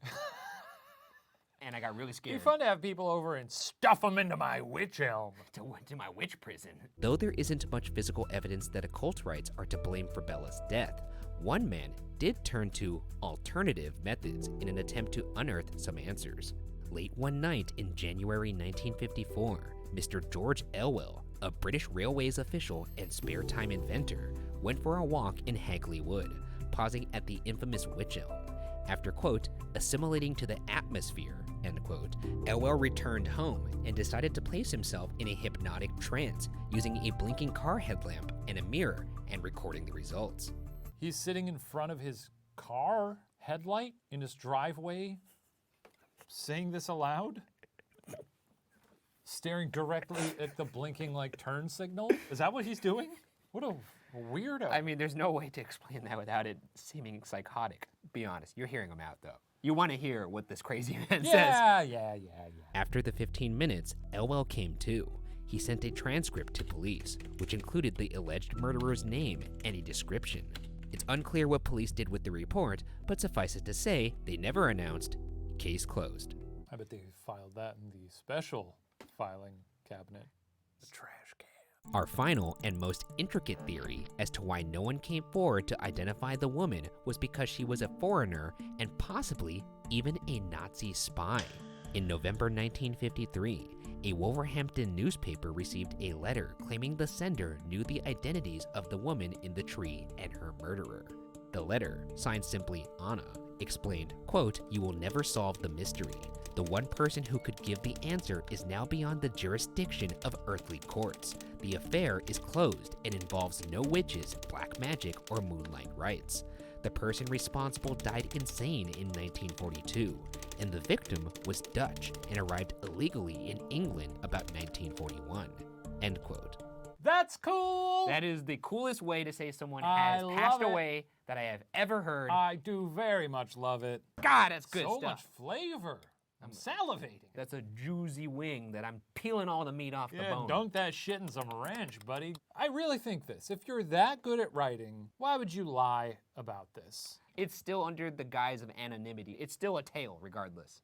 The Anna who wrote the letter was eventually found and questioned by police. Reports say this Anna's identity was one Una Mossop. Una claimed that her husband, a Royal Air Force pilot named Jack Mossop, got caught up in a branch of a spy ring that the woman in the tree was involved in.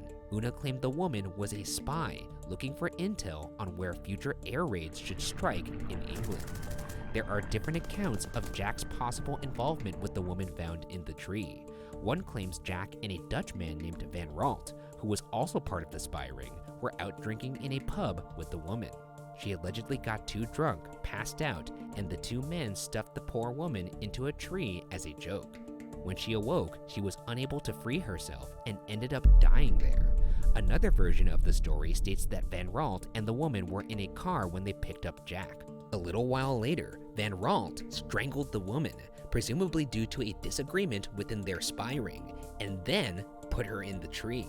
You know what we do with spies around here? We put them in the witch elm. Love spy stuff. I feel like spy stuff happens all the time, and probably a lot of the things that seem unsolved are probably spy stuff. Spies are good at covering their tracks. Sure, they could have just disposed of the body, but if it's someone that nobody knows and who doesn't really have a quote-unquote identity, yeah, leave the body there, sure, whatever. You're murdering a ghost at that point. Yeah. However, can we just revisit that first story? If that's how people in England treat their fellow mates that are drunk, Yeah. by stuffing them in a wych elm. We'll stuff you in a tree. See, in America, when you do something like passing out with your shoes on, you draw a funny little thing on their face. A funny little what, Ryan?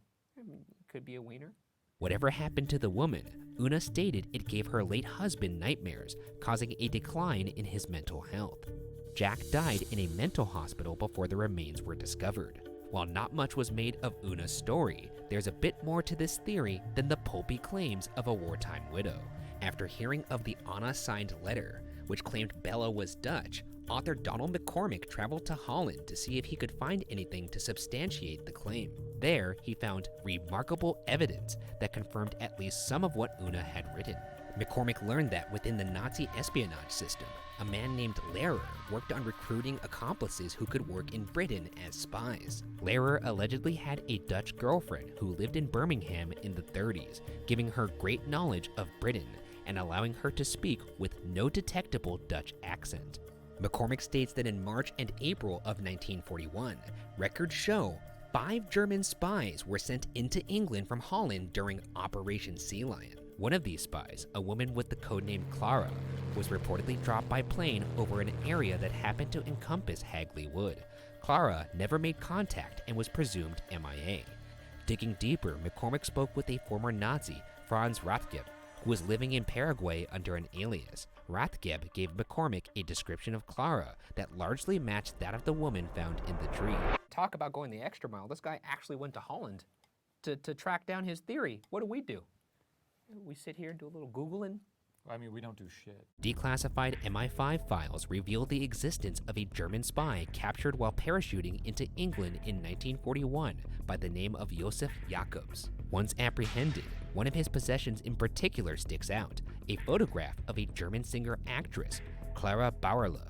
Jakobs claimed Clara was both his girlfriend and a German spy.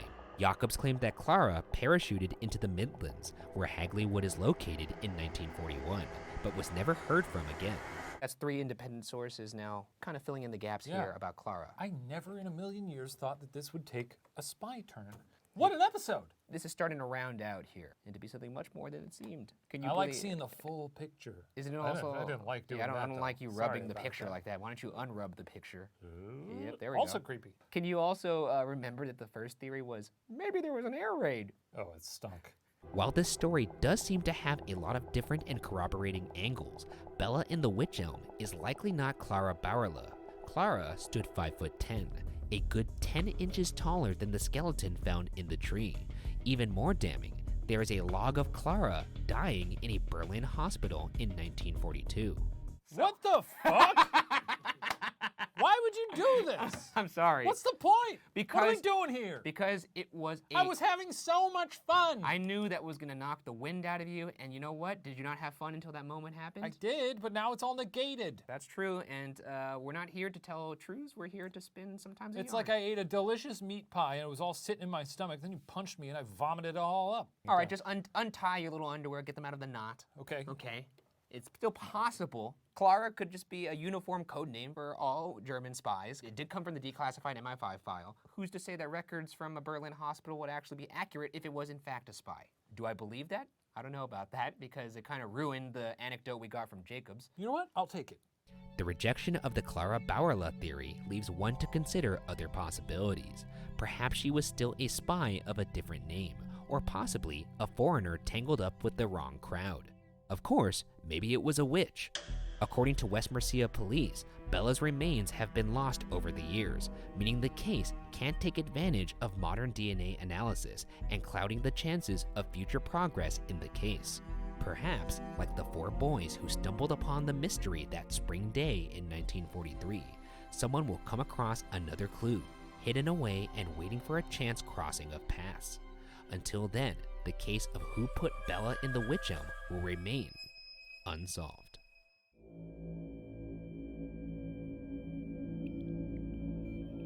My big takeaway is let's look after our bones a little better.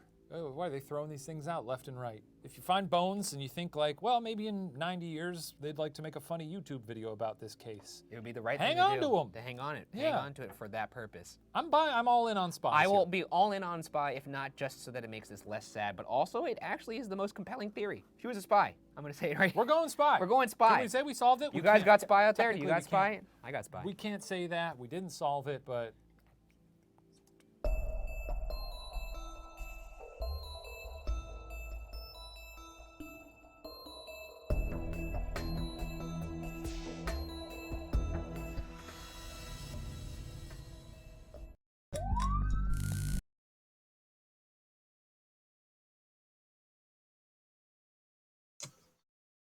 Alright guys, so I'm gonna end it here for tonight. Hope y'all enjoy. We'll be back for more.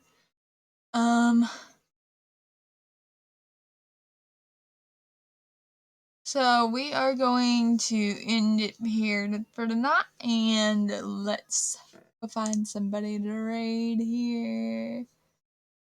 Let's go raid. After this ad here.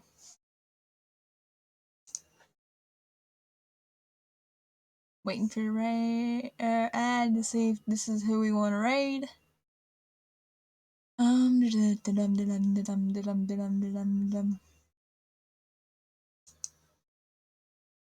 Okie dokie, those were really good. Yes, they were. We'll do more tomorrow too, if you want to.